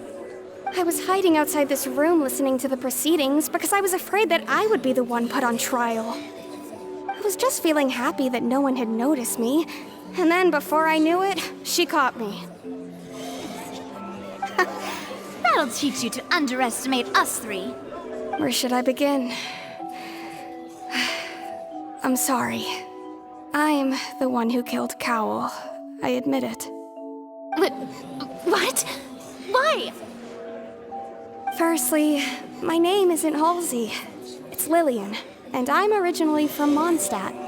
I heard that Lyney's show was gonna be a real thriller, but I missed the chance to buy a ticket, so I stole one. That's how I make a living. I steal stuff here and there, and I'd never been caught before. But I was noticed at the harbor a few days ago, and I barely got away. Lyney was the one who caught me in the act. Hey, no wonder you look familiar. So you were the thief. Lyney even mentioned that you were pretty skilled. Well, and I thought that would have been the end of it, but then the number selector chose me. He even mentioned the Fortress of Meripede. That's a prison, isn't it? So you can imagine how shocked I was. I thought he was on to me for sure. So I played along with the show while looking for an opening to flee. But then I got water poured on me for no reason, and then someone jumped into the tunnel to nab me. I wasn't going to take that lying down, so I knocked him out and stuffed him into the box. There was nowhere to run from there, though, so I had to change my clothes and hide in a box containing performance costumes. I slipped out after the first guard arrived at the scene and continued hiding inside the opera house. Can a person even hide in there? But I swear I didn't know that the water tank would fall down. Really, I swear it. Had I known that, I wouldn't have put him in the magic box. I may be a thief, but I'm no killer. Well, that makes everything pretty clear now, doesn't it? This time, we need to tell the entire story from Lillian's perspective.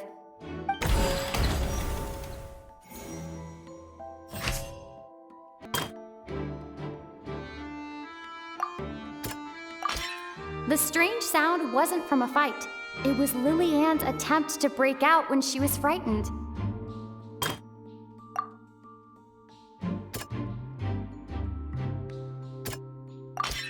The flower vase was not broken to cover anything up, but was smashed during the struggle between Lillian and Cowell.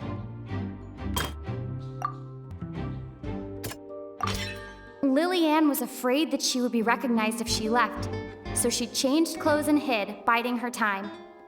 Just what one might expect of an experienced thief. And it's Ace Detective Paimon time! Having been selected out of the blue, her panic only intensified after she entered the tunnel and had water poured on her head. So she kicked the door open, producing the thud we all heard. Hearing the commotion, Cowell leapt into the tunnel, only to discover that Lillian had not dissolved. He did not know that Lillian was not from Fontaine, but was a thief who made her way in by stealing a ticket. Mistakenly believing that the water from the primordial sea needed time to take effect, he tried to force Lillian back into the box. The two broke the flower vase during the struggle, but Lillian came out on top, knocking Cowell out and putting him in the box. With no way of escaping, she changed her clothes and hid in the costume trunk until the performance ended.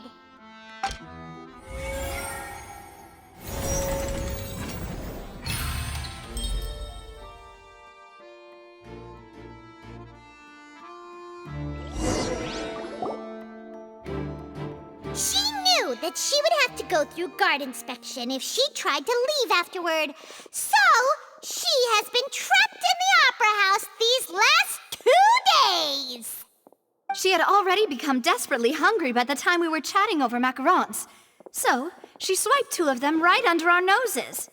Talk about a sneaky thief. At this point, all the events that happened in the tunnel have now come to light. Ah, so that's the whole story. Bravo! Bravo! Now then, Lady Furina, do you wish to speak against the defense's statements? Please answer the question, Lady Furina. Also, if I may add, the trial has not yet ended. As such, I request that the prosecution not leave the room before the proceedings have concluded. What, are you reading my mind now? No, I have no further arguments. I admit defeat. But really, could you at least have left me with some dignity? Wow, look at that! She's like a deflated balloon now. If there are no objections, then as the Chief Justice of Fontaine, I shall once again repeat the full sequence of events. The actual perpetrator of the serial disappearances, Cowell, selected his next victim from the audience reservation list. With some modifications to the selector, he could ensure that the pre-selected young woman would be chosen. To cover up any evidence while committing the deed, Cowell thought of allowing the water tank to fall, which would conceal the water left behind after the young woman was dissolved. He also tampered with the rope suspending the water tank, using the fireworks at the end of the performance to cause the tank to drop and hide the watermarks. He poured the water from the primordial sea into a balloon during the preparation of the magic box and stuck it to the box's lid. Finally, he passed the prepared hook on a rope through the gap in the magic box's door when bringing the young woman to said box. When the magic trick officially began, the box containing the woman was lowered into the tunnel, tightening the hook rope and bursting the balloon containing the water. If all had gone to plan, the young woman would be dissolved at this time. However, Liliane was not from Fontaine and thus fled the box with a loud noise. Realizing that there was trouble, Cowell entered the tunnel and met Liliane. Thinking that the waters had not yet taken effect, he decided to proceed. However, his opponent was more capable than he thought, and he was overcome, knocked unconscious, and placed into the magic box, and thus became his own final victim. Liliane, according to her own statements, then changed clothes and hid until the performance ended, before hiding in other parts of the opera house. As for Lyney, he was in the underground structures within the opera house, and was thus ignorant of these happenings. From this reconstruction of events, we can conclude that Lyney, the accused, is in fact innocent. While there is much in Lyney and Liliane's conduct that should still be investigated separately, this case, at least, can be handed over to the Oratrice to make the final decision.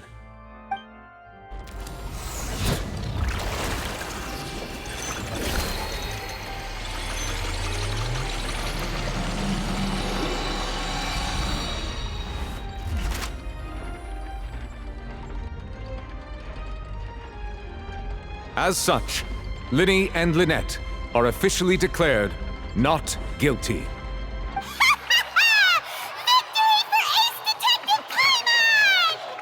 Great work, partners.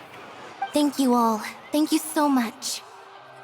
Next, I think we deserve an explanation, Guard Vaughn. How did you find the water from the primordial sea in Lyney's baggage? Right! Your discovery caused me to make a serious mistake, you know. Or was that not a discovery, but false evidence that you dare to bring before this court?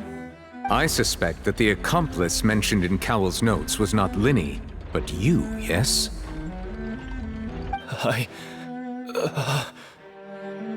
I'm sure you know what you must do to lessen your sentence. Speak quickly! Unless you want to earn yourself a one-way ticket to Coupon Town. I was just following orders. We were supposed to place blame for the serial disappearances onto Lyney, and thus cause suspicion to fall on the Fatui. The higher-ups said this was the best opportunity to do so. And now that your plan has fallen through, and the secrets of the water have been revealed, you have become a liability to said higher-ups, yes? Therefore, you would be wise to tell everything you know, and seek the protection of the guards. Yes, I'll tell you everything I know. Our boss discovered that the water can cause people to dissolve. It can also be made into a potion, which when extremely diluted, can cause people to experience unforgettable exhilaration. We've been in this business for a while now, and have made decent more off it. The disappearances were also the boss's idea. I mean, this is the boss we're talking about.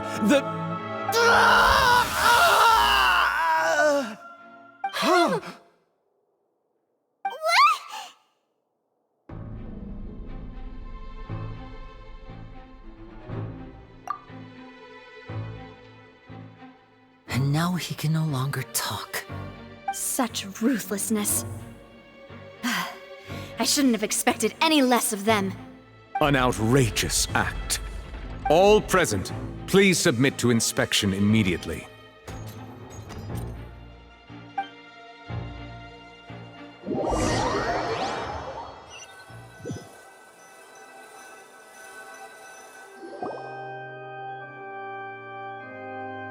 So, we're just going back now?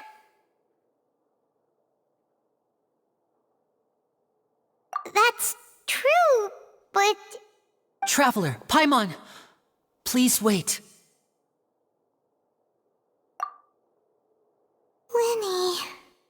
I know you may not want to speak to me right now. Maybe you don't even want to look at me. But still, let me thank you again for defending me to the end, even after you learned that I'm a member of the Fatui.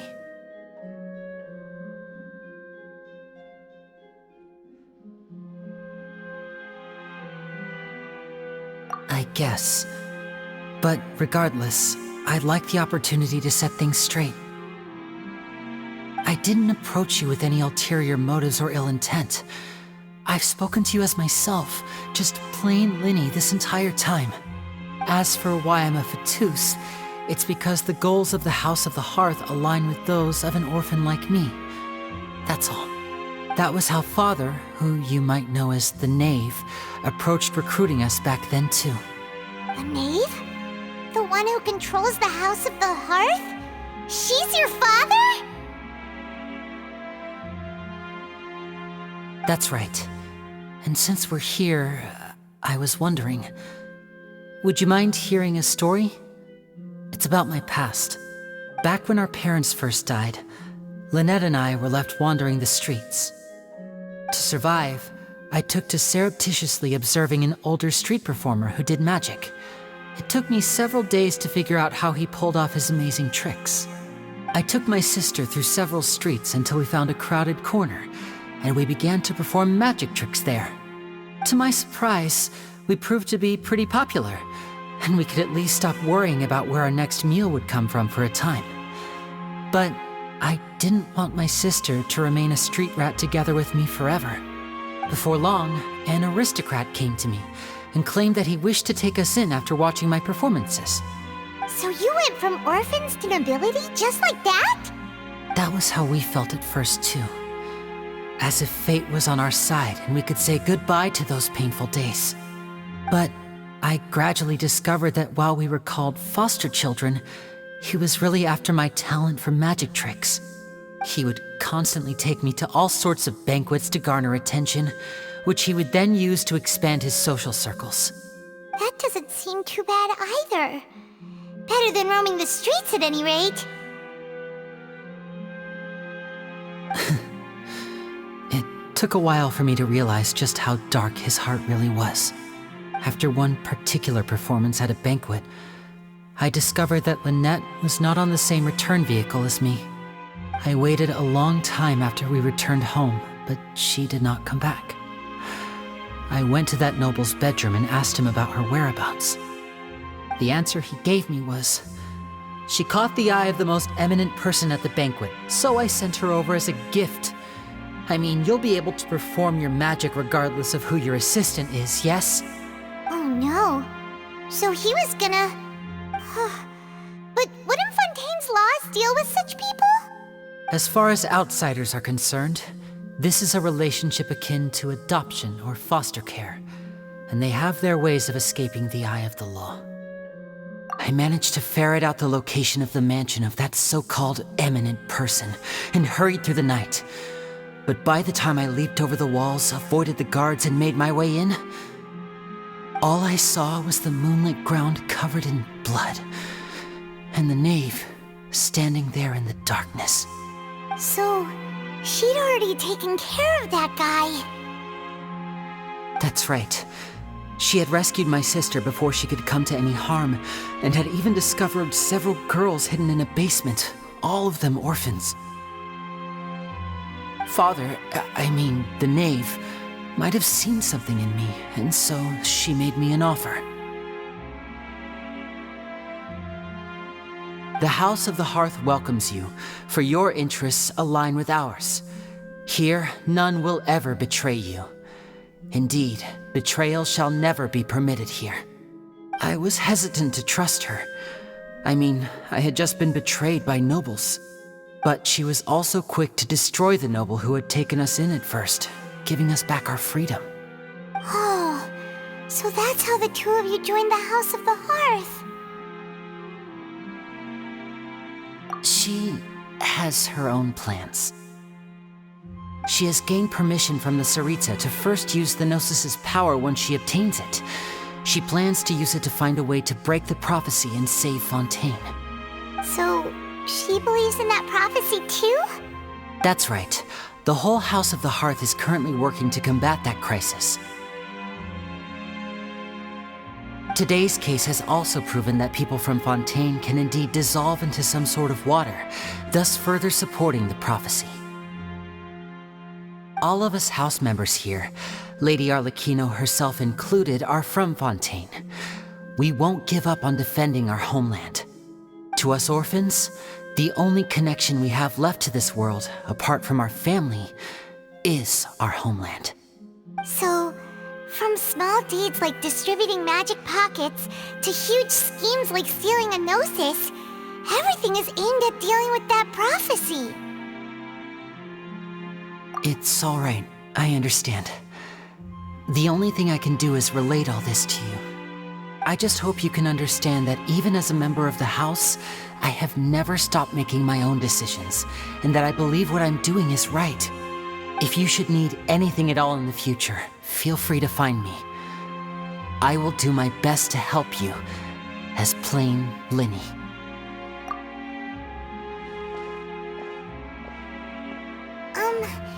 Bye, Lyney!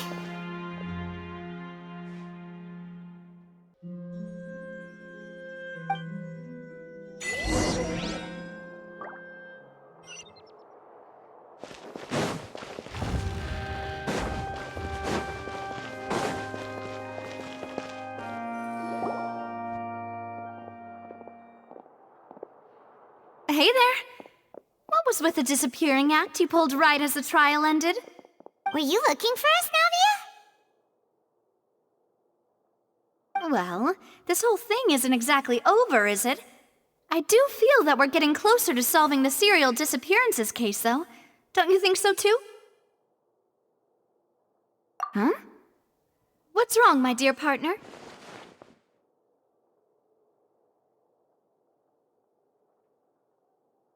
Besides, are you sure we're the ones who can crack a case that's been cold for decades now? And given that there's new evidence from the trial, there should be a trail of breadcrumbs for the Hydro Archon's people to follow now, right? Ah. I see. Well, I won't lie.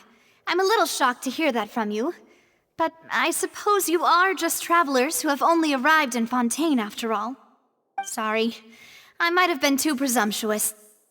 Don't say that, Navia.